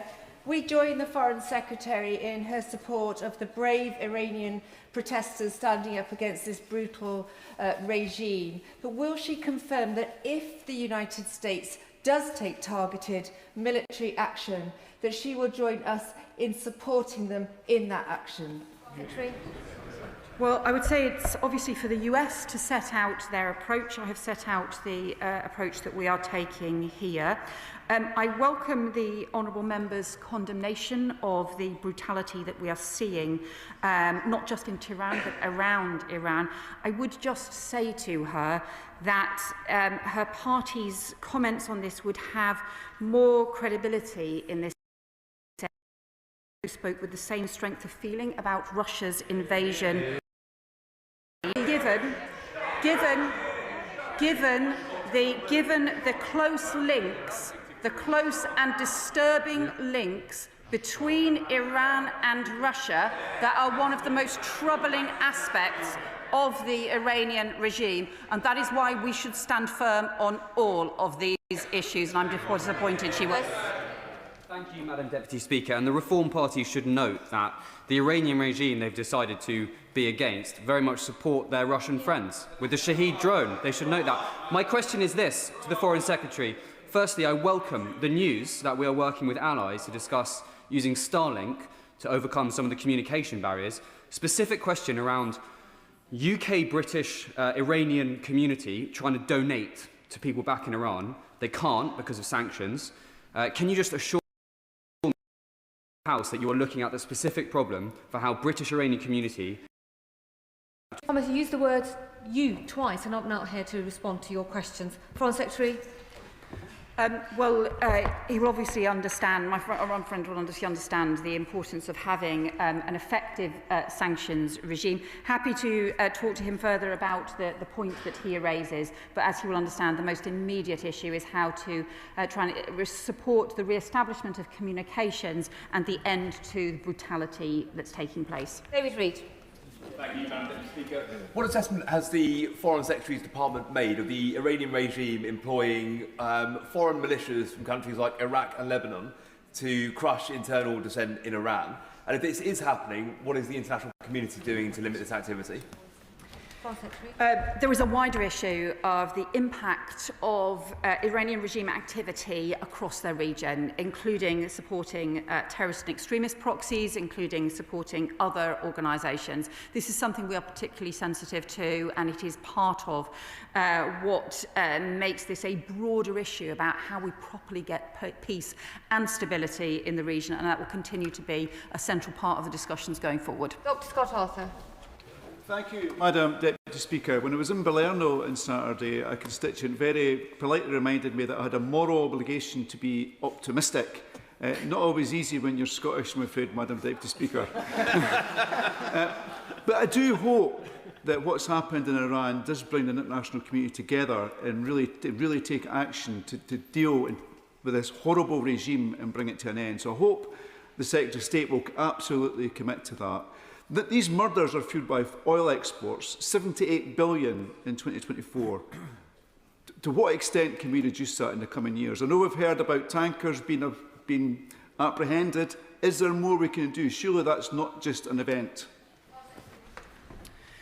Well, as we've seen through the case of the Bella that was interdicted by US forces with the support of the UK, there is often a very nefarious link, including through the shadow fleet, between the Iranian regime, between Russia, and spread more widely as well. So we are continuing to increase pressure around the shadow fleet and around the kinds of broader threats that are posed. Jeremy Corbyn. Thank you, Madam Deputy Speaker. The horrendous loss of life in Iran this week has to be mourned, as does the horrendous loss of life of Palestinians in Gaza over the past 2 years has to be mourned. The British intervened in Iran in 1952 and brought about regime change. Is she aware that external regime change attempts in Iran are very unlikely to work, will actually create a much worse situation, and will she give us an undertaking that Britain will not be involved militarily with either Israel or the USA if they try military activity in Iran now? Secretary. Well, let me say again, the future of Iran must be for the Iranian people. But we should also be clear that it is not currently, there is not currently any opportunity for the Iranian people to have their voices heard, because when they have sought to do so, we have seen this incredibly, just horrifying, brutal repression. That is why we are urging an immediate end to the violence and to see fundamental change in Iran. Madam Deputy Speaker, I pay tribute to the people who've taken to the streets of Iran, particularly in the face of industrial-scale violence and repression from this regime, as the Foreign Secretary has stated. I would, however, on that basis and the malign influence that she has already acknowledged that Iran plays in the region and in the risk it poses to British citizens and particularly those of Jewish extraction and from the Iranian diaspora, that the government would move at greater pace with regards to the issue of prescription of the IRGC. Well, what I can reassure my honourable friend is that we take immensely seriously the state-backed threats here in the UK, including the Iranian-backed threats against Jewish communities in the UK, against their own nationals in the UK as part of the transnational repression as well. And so we ensure that is not only why, as well as sanctioning the IRGC, as well as putting the IRGC on the enhanced tier of FERS as well, it is also why we have substantially increased the training for police forces across the country on state-backed threats, and this is something that our counter-terrorism police, who do an excellent job, take immensely seriously. Paul Blackman. Thank you, Madam Deputy Speaker. Right now, peaceful protesters who are unarmed are being gunned down on the streets, not just of Tehran, but every city and every town in Iran. They're being hunted down to hospitals if they're injured, or hunted down to where they live. The difference between 2022 and now is that this is a nationwide protest calling for regime change. And what people desperately want to hear, and I welcome the Foreign Secretary's statement, is not more words, but actual action. We're told repeatedly that the Home Office and the Foreign Office can't agree on prescription of the IRGC. Could she therefore go away, speak to the Home Secretary and get this organised now as a demonstration that we're not going to tolerate this, and we'll stand full square behind those brave people of Iran who just want liberty and freedom. Well, Secretary. I think the Honourable Member is right to talk about the difference being the way in which that this has spread right across Iran. We've seen small towns in different parts of Iran, as well as obviously the capital city itself. But just in terms of the issues around prescription, there is clear, strong agreement between the Home Office and the Foreign Office about the importance of making sure that we have the right tools to be able to deal with state-backed threats, just as we have for terrorism threats. That's what the Jonathan Hall review was all about. I would gently remind him that a previous government did not address this and did not change the legislation for many years. I know this is something that he has highlighted over many years, but I hope there will be cross-party agreement on the importance of addressing this. Mark Stewart. Thank you very much, Madam Deputy Speaker. The people of Iran are courageously fighting against an oppressive regime for their freedom, and we all stand with them. The brutal response from Tehran, though, does highlight the need to take action against the IRGC. Now, I know it's been addressed multiple times during this session, but when does the government plan to bring forward the legislative framework proposed by Jonathan Hall that will give prescription-like powers to the government to deal with the IRGC and their malign influence in the UK? Secretary. Well, I think we should be clear. This is not just about the IRGC. This is about the whole of the Iranian regime. And we've looked at if you look at the brutality and what has been taking place. I have also, I think, set out the importance of us ensuring that we have a broad breadth of powers here in the UK, but also that we use the powers that we have, which is why the IRGC is already sanctioned, and which is why their counter-terror police and security service already pursue any threat and any malign activity here in the UK. Sarah Dyke. Deputy Speaker, Annette from Wincanton contacted me at the weekend, deeply worried about her extended friends and family living in Iran. She told me that many there feel they have nothing much to lose now as they come out on the streets to protest against the repressive Iranian regime. So at this really volatile moment, what measures is the Secretary of State taking to support ordinary Iranian citizens who are protesting against their government while holding the Iranian regime accountable for their repression and human rights abuses? Foreign Secretary. Well, here in the UK, as I set out in my statement, we have summoned the Iranian ambassador today to account for the horrendous reports that we have seen emerging further this morning that follows the coordinated work that we have been doing with our international allies to make clear the strength of our condemnation of the brutality, but also to pursue further sanctions and further economic pressure on the Iranian regime. Thank you, Madam Deputy Speaker. Will the Foreign Secretary join me in firmly rejecting the instincts of some, including honourable members in this House, who blame the current situation on the United States, the UK, Israel, the West? And would she further agree with me that the blame for the current situation lies squarely with this oppressive regime in Tehran? The responsibility for what we have seen and for potentially thousands of deaths, of killings that we have seen, lies squarely with the Iranian regime. Dr. Ellie Chowns.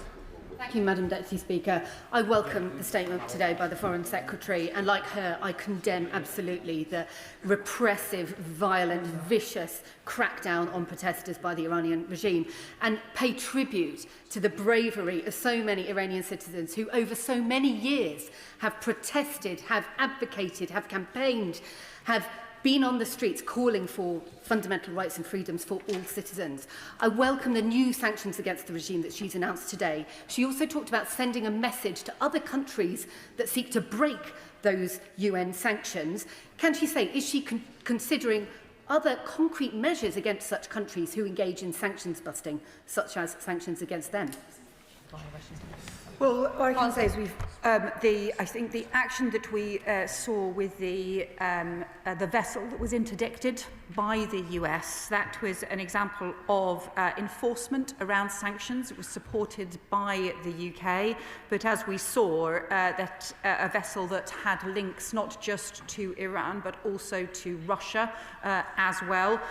She is right that we do need to call on all countries around the world to respect the UN sanctions process, but also to realise this is not a time to be supporting this Iranian regime. Thank you, Madam Deputy Speaker, and I thank my right honourable friend for her strong words today. I, like many members, have been contacted by constituents in Glasgow West very concerned about not being able to contact friends and family who are still in that country. But I would join with the right honourable friend in congratulating or applauding those female activists in Iran who've been relentlessly targeted by this repressive regime. And I do join her in applauding them who have been fighting very bravely for their freedom this week. And when the time comes, and I sincerely hope it does come very quickly, will she ensure that their voices and their actions can be part of building a new democracy in Iran?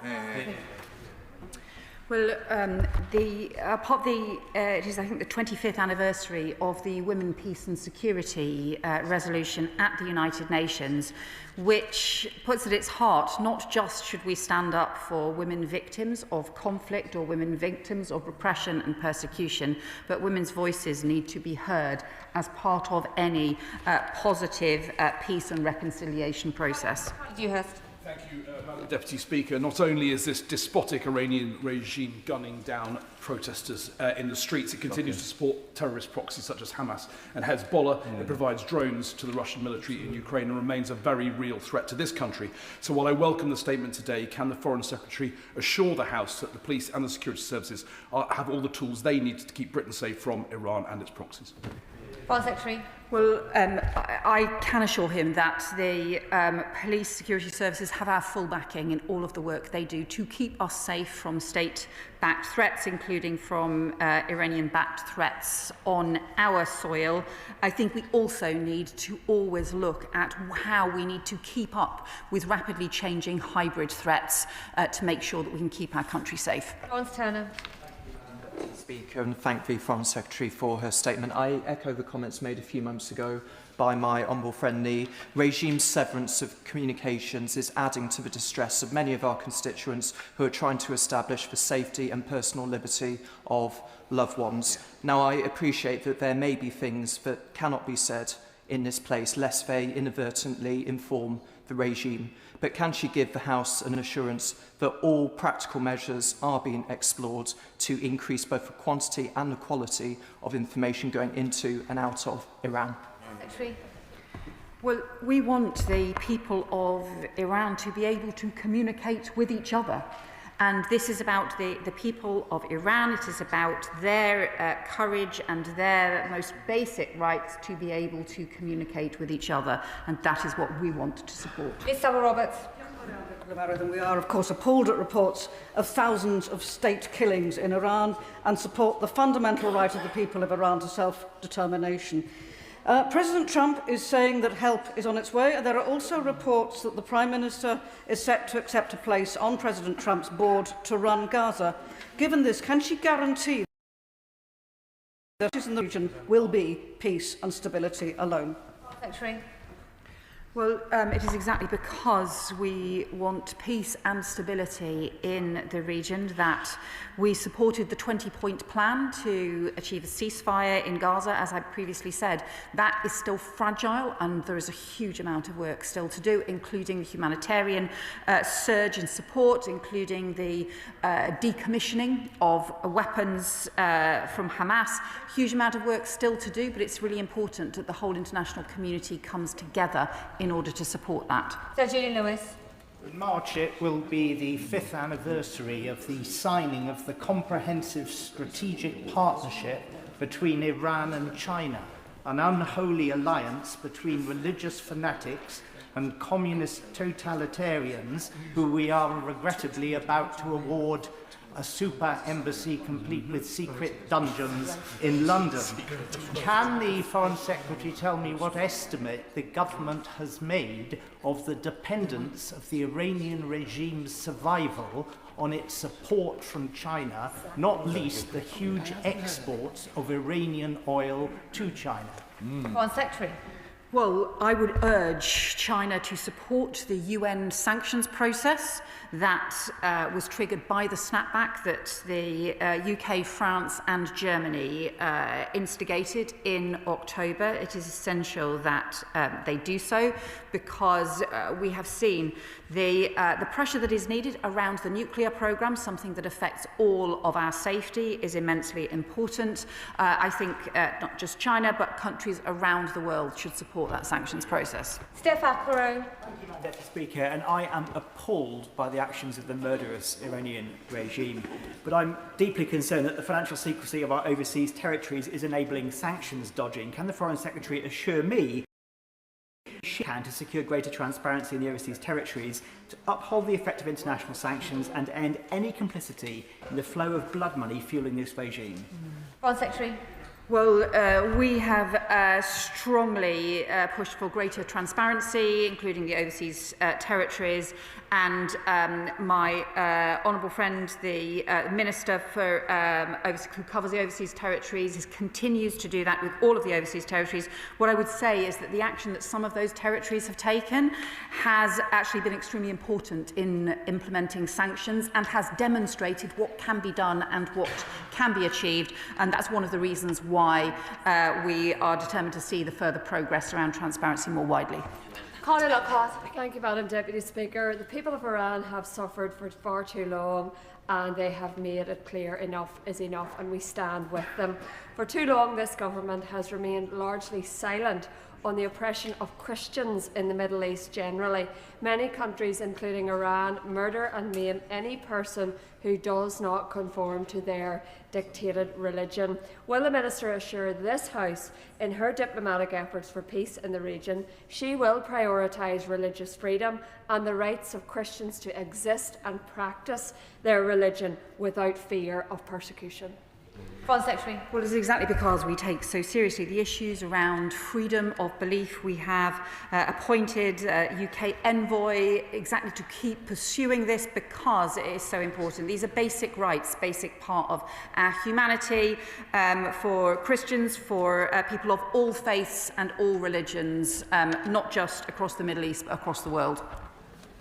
That is the end of the statement on Iran. I'll give the few... A point of order, Mark Richard.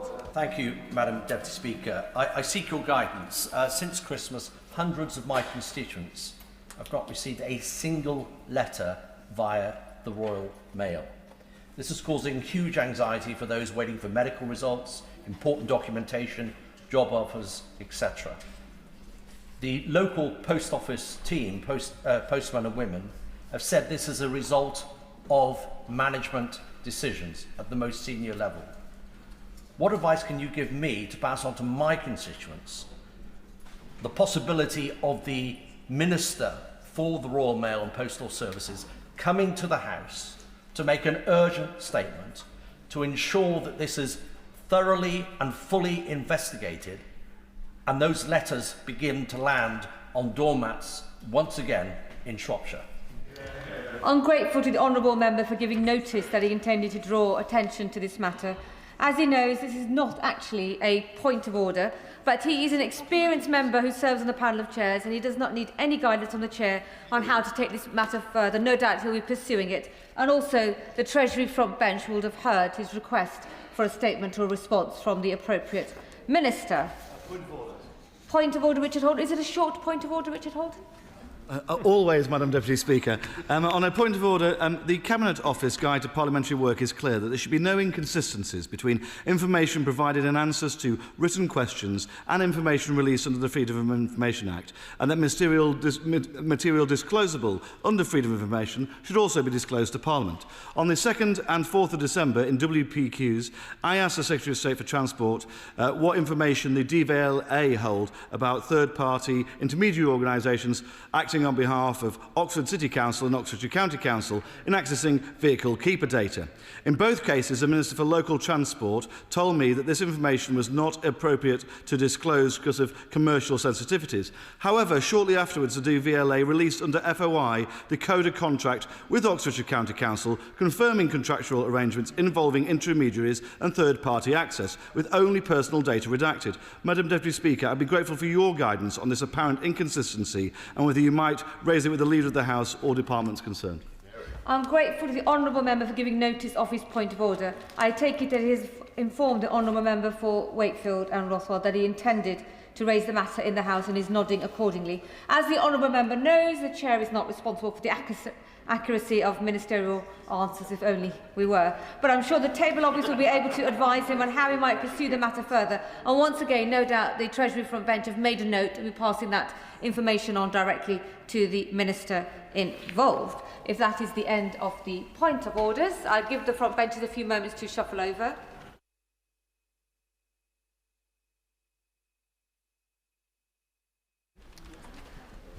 Presentation of Bill, Secretary Wes Streeting. Which minister is nodding? Medical Training Prioritisation Bill. Second reading what day? Tomorrow. Are we sure? Yes. Tomorrow. President Blackman? Not. Oh, you're here. Marvellous. Good.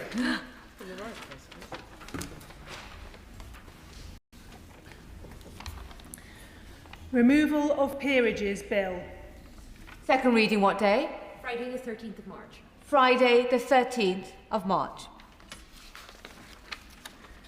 Now we go on to the 10-minute rule motion. Emergency and life-saving skills schools. Dr. Neil Shastri-House. Madam Deputy Speaker, I beg to move that leave be given to bring in a bill to require the teaching in schools of skills relating to emergency situations, including life-saving skills, and for connected purposes.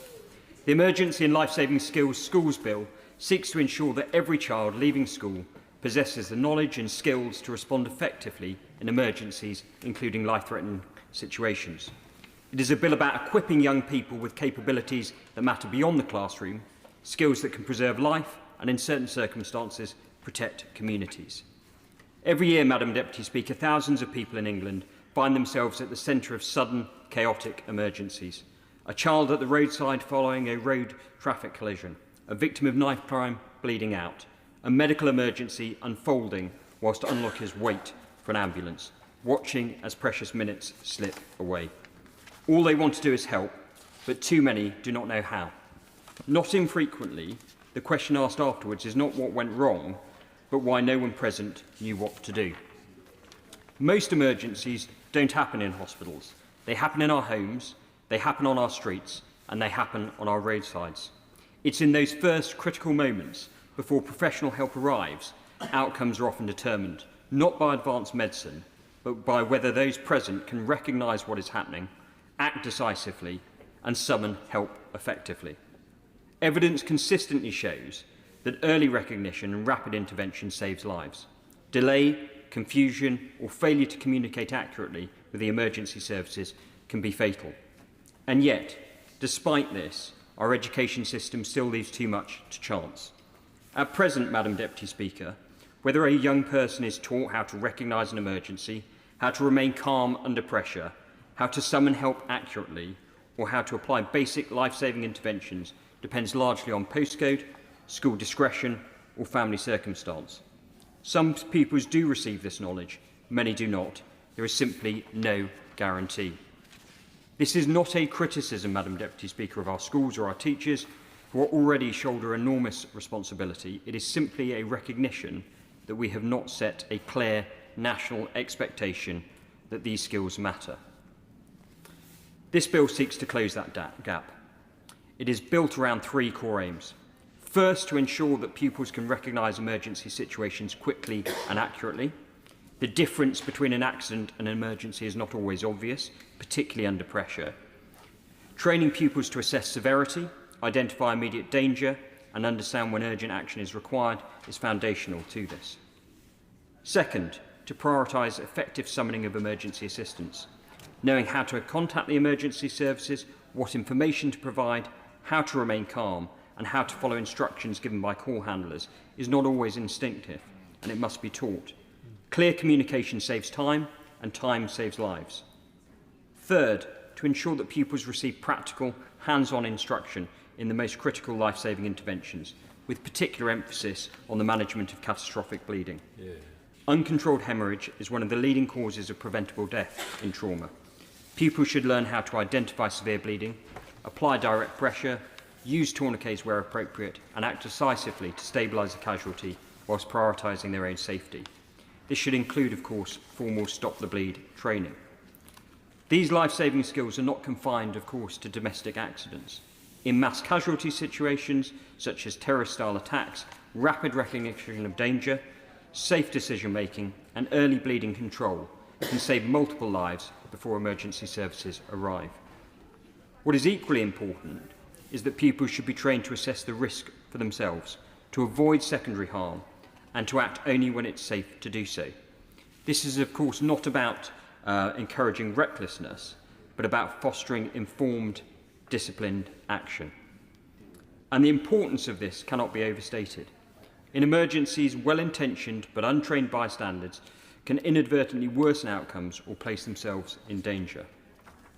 The training that is envisaged under this bill should instil practical resilience, knowing when to act, how to act, and when not to act. Evidence shows that repeated practice and realistic simulations significantly improve retention and the likelihood of effective intervention under pressure. The objectives of this bill are reinforced by the works of organisations such as Citizen Aid, which has led the way in educating young people on safe responses to major incidents. Citizen Aid was founded by two of my former bosses, Professor Sir Keith Porter and Major General Tim Hodgetts, and I had the pleasure of hosting them to do a drop-in event in Parliament last year. Its programmes demonstrate that pupils can learn to recognise threats, manage catastrophic bleeding, communicate effectively, and act without panic. Their work shows that structured training builds both competence and confidence, particularly in high-stress scenarios. This is not about turning children into paramedics. It's not about overloading the curriculum. It's not about replacing professional emergency services. It is about ensuring that every young person leaves school equipped with a core set of practical, age-appropriate skills, how to recognise an emergency, how to respond safely, and how to communicate clearly with the emergency services. And critically, how to provide basic life-saving assistance until help arrives. This is because preparedness is not a niche concern, Madam Deputy Speaker. It is a matter of resilience. One day, any one of us here may depend upon not upon a professional, but on a passerby. That passerby may be a young person standing there, willing and wanting to help, but uncertain what to do in the circumstances. That uncertainty should not be inevitable. Importantly, this bill is not proposing radical change. Many countries already include emergency response skills within their education system. Here at home, we teach elements of first aid and health and safety in different ways, but we lack consistency, and without the assurance that every child will receive that education. Concerns about pressure on the school curriculum are understandable, but this bill doesn't seek to require wholesale reform, nor does it seek to impose excessive burdens. Training can be delivered through a combination of classroom teaching, practical workshops and simulations. All of these can be supported by qualified instructors, the emergency services and voluntary organisations.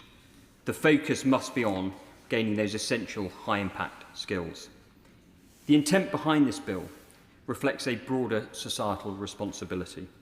It's not about ideology, it simply recognises that preserving life is a fundamental public good. Pupils trained in these skills will carry them into their families, their workplaces and communities, and thereby have a multiplying effect. In doing so, schools will be directly contributing to national resilience and public safety. What this bill proposes is clarity and coherence, a national expectation that life-saving knowledge is a fundamental part of the curriculum as much as literacy or numeracy when it comes to preparing young people for the real world. International experience reinforces this argument. Countries that embed emergency response training in schools see higher levels of bystander intervention, improved survival rates and greater public confidence.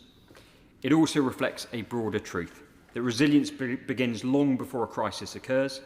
It is built through education, confidence and preparation. By equipping young people with these skills, we do not only improve outcomes in emergencies, we foster responsibility, calm decision-making and a willingness to act for others. This bill is deliberately rooted in prevention rather than reaction, in empowerment rather than fear. Of course, no legislation can prevent every tragedy, but we can ensure that when emergencies do happen, as they inevitably will, the people closest are not left powerless. Madam Deputy Speaker, this bill does not ask the House to make a dramatic leap in policy. It asks us to take a sensible, proportionate step to ensure that our education system reflects the realities of the world our young people will face.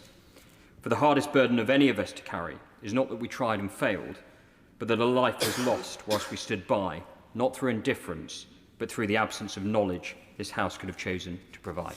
Yeah.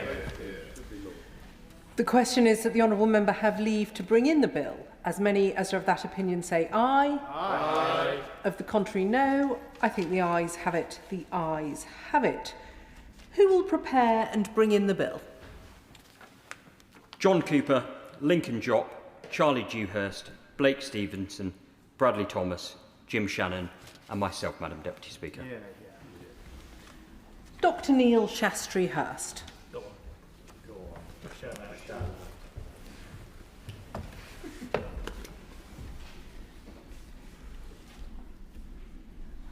we go. God, that's good. Very smooth.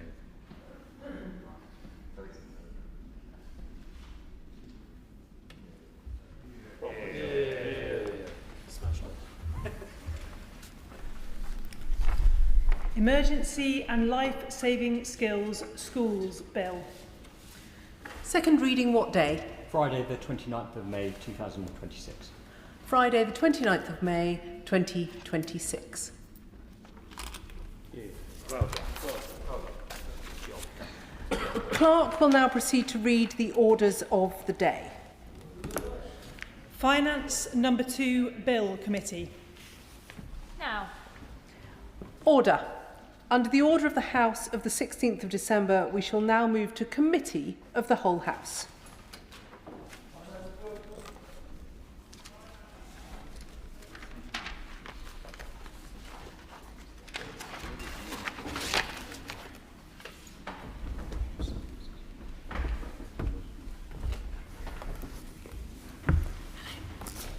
Order.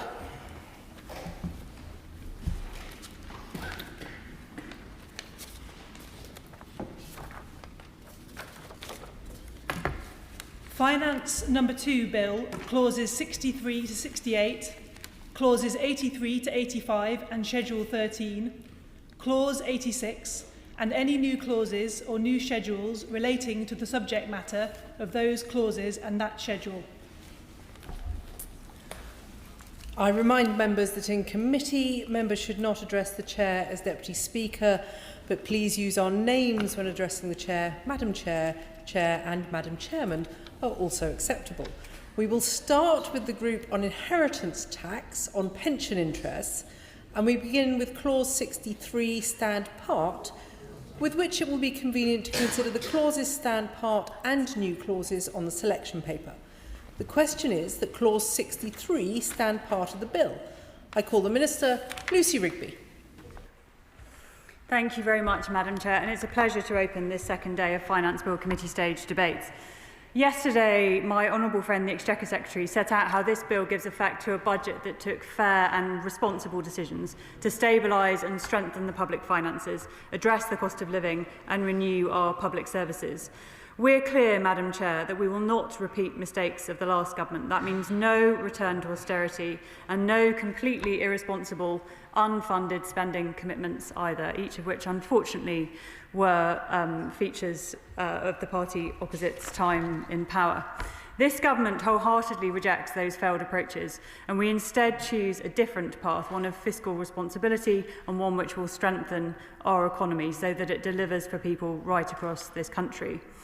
Today, the House will consider a further set of important and targeted measures relating to pensions, gambling duties and alcohol duty, which reflect this government's commitment to a tax system that's fair, modern and aligned with the realities of today's economy.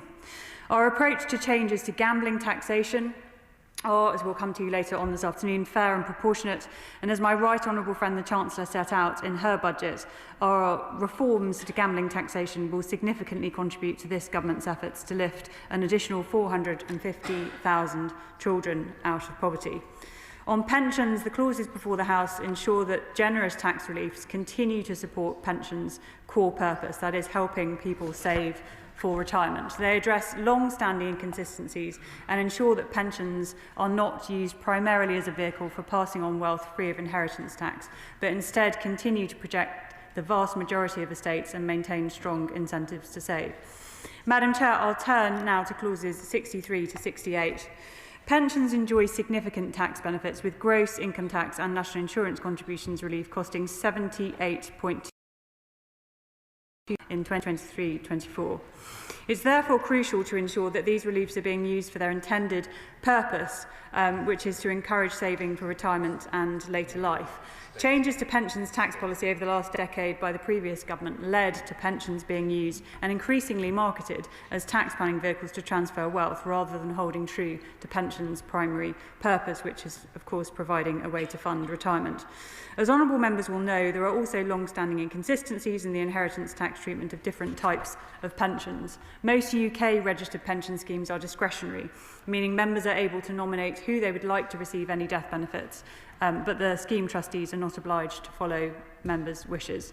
Under existing rules, any unused pension funds and death benefits from discretionary schemes are not subject to inheritance tax.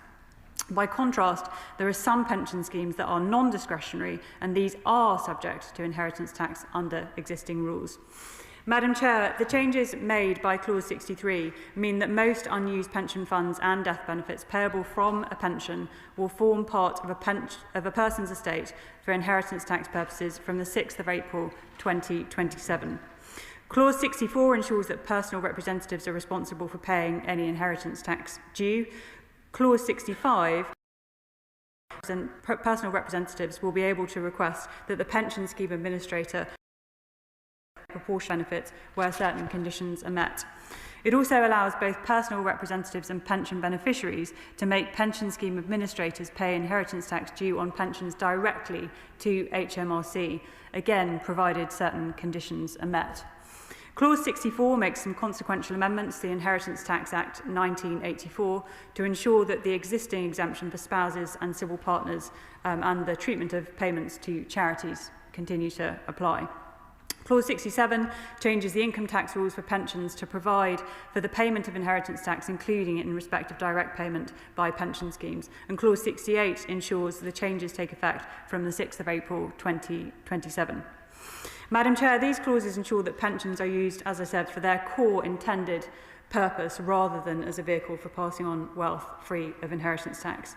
These clauses also remove long-standing inconsistencies and deliver on the government's promise to this country to build a stronger and a fairer economy. Shadow Minister James Wilde. Yeah. Thank you very much, Madam Chair. And I wish to speak on behalf of His Majesty's opposition to new clauses 22, 23 and 24, tabled in my name and those of my honourable friends. And as the Minister set out, clause 63 to 68 introduced measures to apply inheritance tax to unspent pension assets and other death benefits for deaths occurring after the 6th of April 2027. Madam Chair, this Labour government has taken taxes to record levels, £26 billion in additional taxes in this budget, £66 billion since the election, tax increases that were not mentioned in their manifesto. And Labour is increasing taxes on family businesses, on farms, on jobs, on dividends, on savings, on motorists, and now death. Pensions could undermine efforts to encourage people to save at a time when people aren't saving enough. And what does the government do? They limit the salary sacrifice pensions contribution scheme and introduce a new raid on people's pensions pots. The Minister didn't refer to the impact assessment, but it is worth pointing out that it estimates that 10,500 estates will now become liable for inheritance tax, raising £1.5 billion by 2029, and 38,500 estates will pay more inheritance tax than previously was the case. And that's why we oppose this extension of inheritance tax. And the underlying principle, which the Minister seemed to allude to, that people's money doesn't belong to them, it belongs to the state. New Clause 22 is straightforward. It requires the Chancellor to set out the impact of these measures on pension saving, household saving decisions and on personal representatives. There is real concern, I'm surprised the Minister didn't address this, about the administrative burden that is being placed on personal representatives and the effect on the industry. Personal representatives will be required to identify every pension asset, to calculate the inheritance tax due and ensure payment within 6 months. And they will be personally liable if they fail to settle all the liabilities that are due. In many cases, that deadline will be impossible to meet and it must be extended. Furthermore, if a pension fund has to sell illiquid assets, such as commercial property, quickly, it may well not get the full market value. But the bill does not introduce a relief where the underlying assets must be sold and the proceeds were less than the value of the assets at the time of death. Late payments will attract interest at 8%. By contrast, someone in self-assessment has 10 months to pay tax on the income they already understand. Both the Association of Taxation Technicians and the Chartered Institute have offered some practical solutions. Firstly, to extend the withholding periods, personal representatives can ask pension administrators to withhold 50% of funds for up to 15 months. But that's simply not long enough for the complex cases I've referred to, particularly where business property valuations have to be agreed with the HMRC. Will the Minister consider allowing HMRC to extend withholding in such complex cases? Second, they should allow instalment payments for illiquid pension assets. Billions of pounds of pension wealth are in these illiquid assets.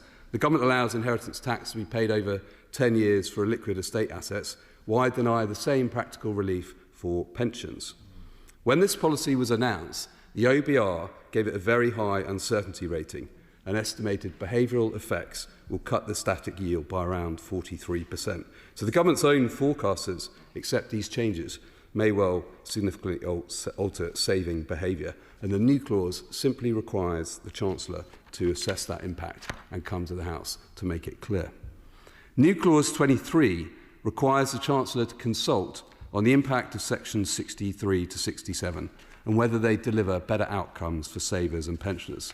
The truth is the government rushed this consultation out after the 2024 budget and followed it with a very narrow technical consultation which did not consider the principled question of whether this approach to pensions being brought with inheritance tax framework at all was appropriate. As the Investing and Savings Alliance told the Economic Affairs Committee in their inquiry, which the Exchequer Secretary gave evidence to, we'd probably not be having this discussion today because I do not think pensions will be going into IHT. And both the Chartered Institute and ATT have criticised the government for consulting on pensions in isolation rather in the context of individuals' wider inheritance tax position. So our clause is explicit. Consultation must take place to assess whether these changes deliver better outcomes for savers and pensions, wording which reflects the commitment the Labour Party made in their manifesto. Our third new clause 24, is essential. It would require the HMRC to publish comprehensive guidance on the new rules for pensions and to set up a dedicated helpline. And why does this matter? Because this measure will be incredibly complex in practice. The Chartered Institute has said that professional executors are already questioning whether they can continue to operate in the market at all. Some firms, we're told, are already leaving the market. And if professionals step back, the burden falls on lay personal representatives, often grieving family members or friends, with more errors, delay and potentially a wider tax gate ensuing. Professional indemnity insurers also need clarity. Yet when is the HMRC due to deliver detailed guidance? Not until spring 2027, just weeks before these changes take effect. That is completely outrageous and far too late. And that's why this clause would require guidance to be published within 6 months of this Act being passed. I want to touch on a broader concern which has been raised with me around the serious unintended consequences potentially for unmarried couples. While today couples can anticipate making financial provision for each other via pensions, if this measure comes into force, they will have to look at other options. If one member of an unmarried couple in their 50s or 60s dies with a pension at peak value, the survivor could lose up to 40% of that fund. Are ministers talking to pension scheme administrators to mitigate the risks for such couples and to provide clear guidance? Madam Chair, these clauses increase taxes, they add complexity, they penalise saving, and they add stress for grieving families. Despite Clause 67, we're also advised there's still a risk of double taxation of inheritance tax and income tax, which could see beneficiaries paying an %. So our amendments seek to mitigate its worst real impact on saving behaviour and personal representatives. She should consult properly on these provisions, and she must provide clear guidance backed by dedicated support. We should be incentivising saving, encouraging people to do the right thing. Extending inheritance tax does the opposite, and we will oppose these measures tonight. Liberal Democrat spokesperson Daisy Cooper. Thank you, Madam Chair. This is a retrospective tax without transitional protection. It upends plans for those who have already made sacrifices to build up their pensions, undermines confidence in pensions planning, reduces long-term investment and causes people to rush to withdraw money from their pensions too. As has been mentioned already, the Chartered Institute and ACT have raised concerns about these clauses which are shoehorning pensions legislation into tax legislation. There are major worries about creating personal liability without control for personal representatives, whether executors or administrators. Personal representatives, as we've heard, are legally obligated to gather all the assets, settle any liabilities, including inheritance tax, and distribute the remainder of the estate to the beneficiaries. They are personally liable if they do not set aside enough money to settle all financial liabilities, including IHT. Experts have warned that being personally liable for IHT on a pension fund that never comes into their hands leaves the door open to costly and protracted litigation and will understandably make personal representatives, such as professionals or friends of the deceased, much more cautious before they distribute all of the estate. Even more concerning is the fact that if representatives discover a new pension fund after settling the initial IHT liability, this will have a knock-on effect not only on the estate, but on all other pension funds. It means that IHT will have to be recalculated for every part of the estate and every pension fund. It is far from uncommon for people to have had different jobs with separate pension plans, so the risk of miscalculation is obvious. If someone passes away before they've had the chance to consolidate their pension funds, tracking down these unused pots within 6 months of their death will be very difficult for executors and will mean that the initial IHT calculations could be wrong. The government must recognise and amend this. If it doesn't, a minister simply ask future executors to sign some sort of disclaimer form, the government will soon find that nobody will want to take on that role. Our amendments in new clauses 18, 19 and 20 raise the clear need for significant reforms and are a means of pressing the government to protect individuals from being liable for private pensions they didn't know about and couldn't reasonably know about either. Finally, Madam Chair, there is widespread worry that family members might have to wait up to 15 months before they are able to access their inheritance during what is bound to be a hugely straining period of loss and grief.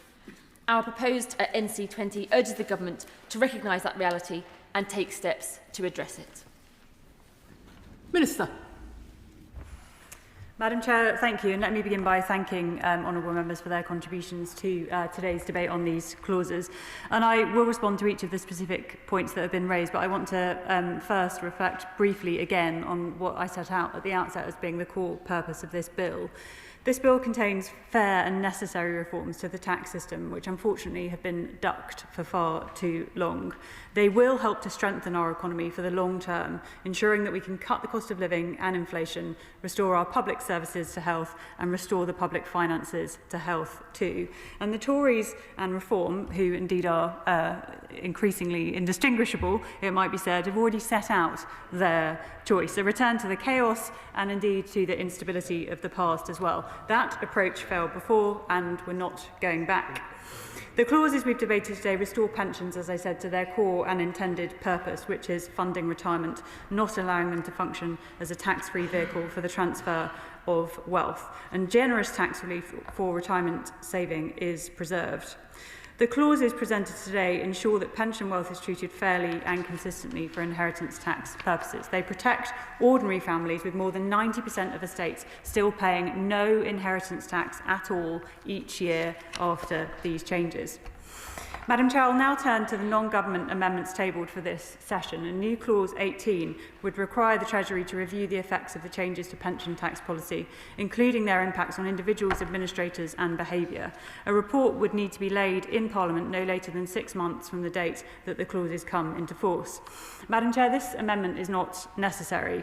The Government has published a tax information and impact note in the normal way on these changes, and this sets out the impact on individuals, households and families, and it also accounts for the impact on personal representatives too.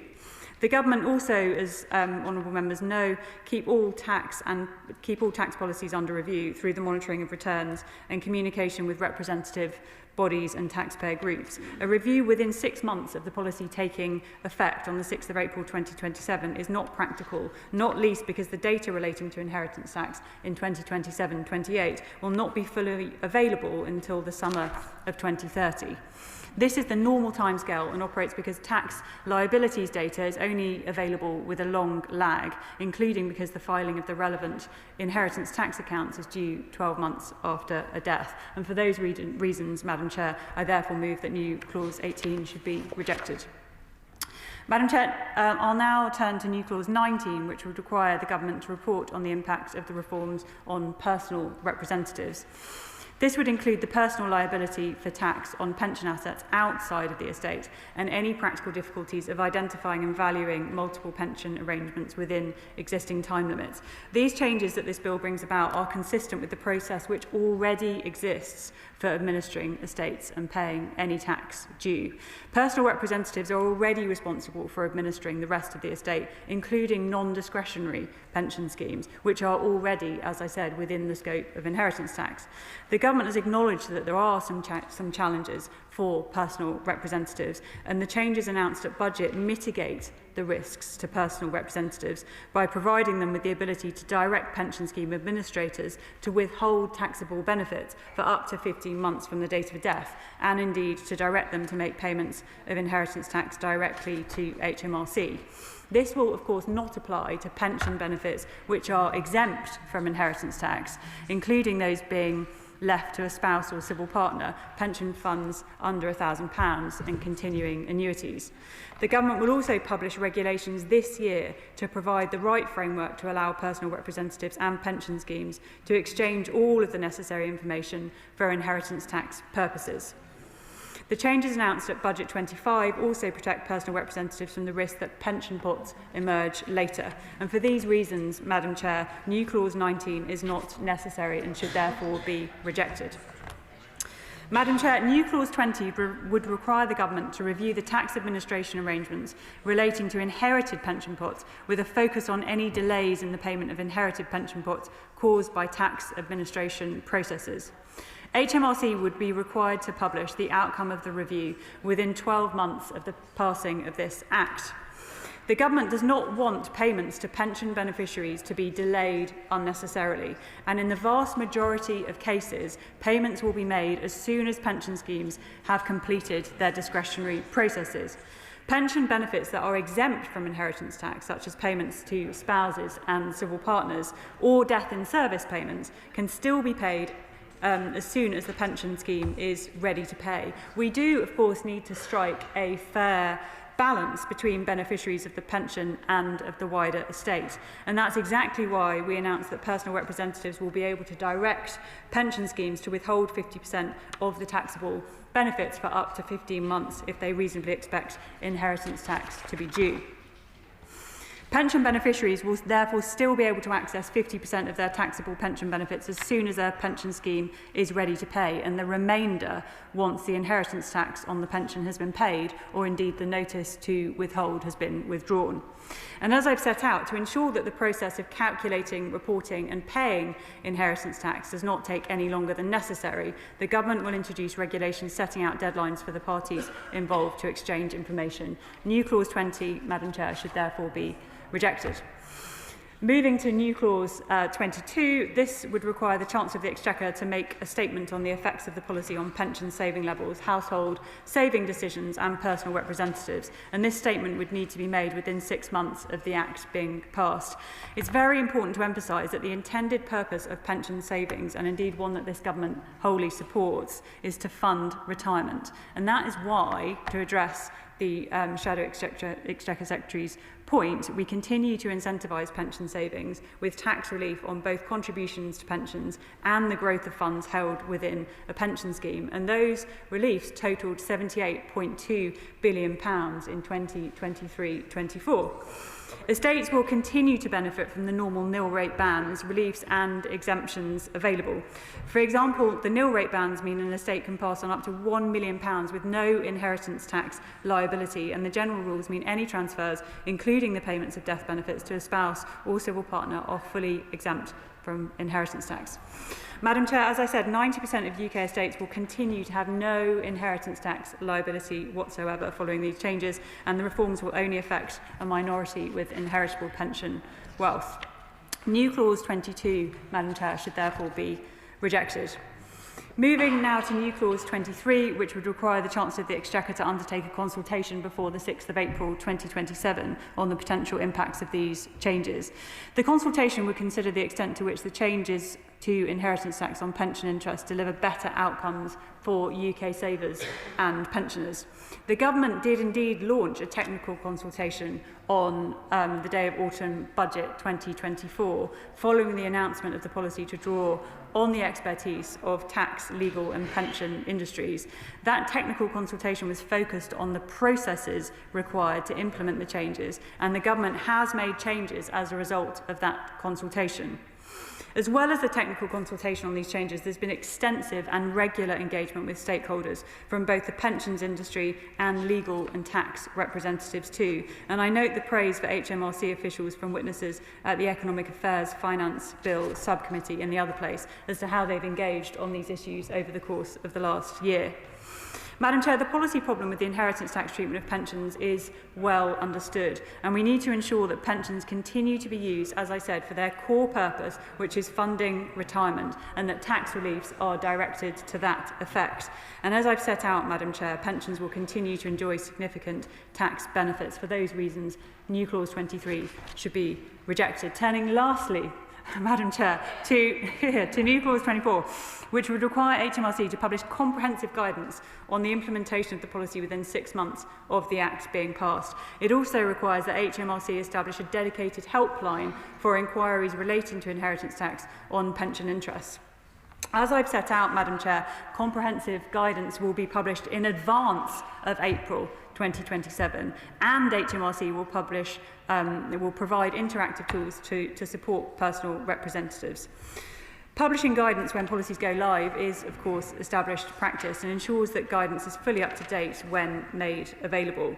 However, HMRC will continue to work with industry on shaping this guidance and ensuring that the reforms are fully understood. People will be able to call the inheritance tax helpline for inquiries related to these reforms, and as you would expect, staff will be fully trained on each of these changes such that they can support customers. It's on this basis, Madam Chair, that new clause 24 should also be rejected.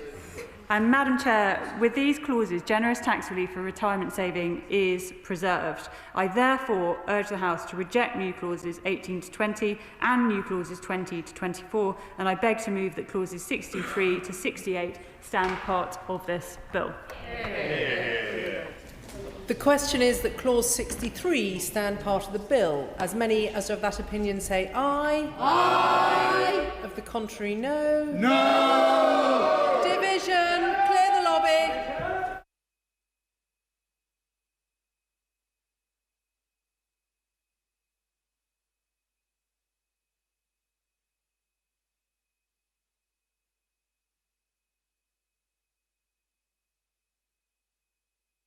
Is that clause 63 stand part of the bill. As many as are of that opinion say aye. Aye. Of the contrary, no. No. The tellers for the ayes are Mark Ferguson and Taiwo Owatemi. The tellers for the noes, Lincoln Jopp and Alicia Kearns.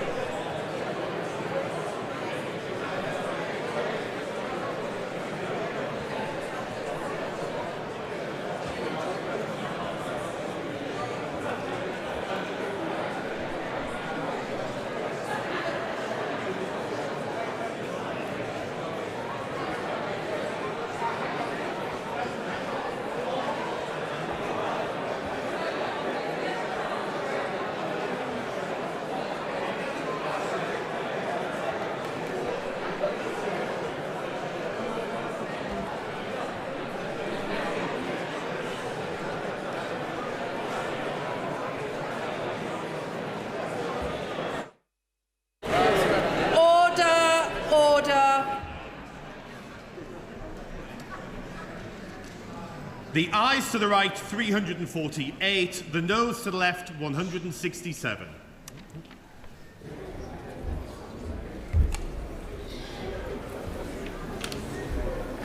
The ayes to the right were 348. The noes to the left, 167. So the ayes have it. The ayes have it. Unlock. Thank you.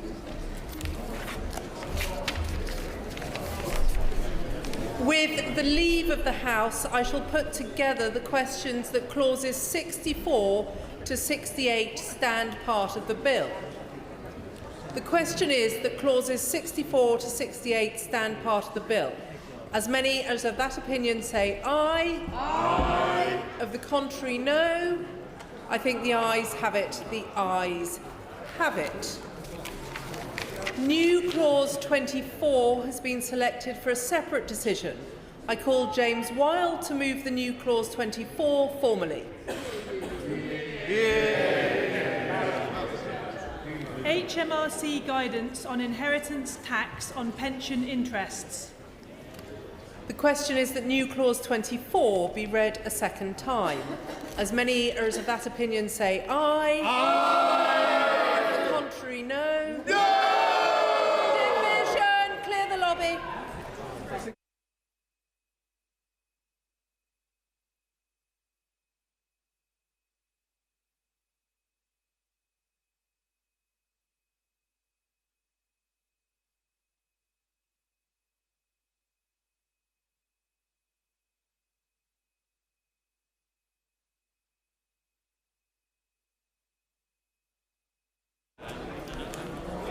The question is that new clause 24 be read a second time.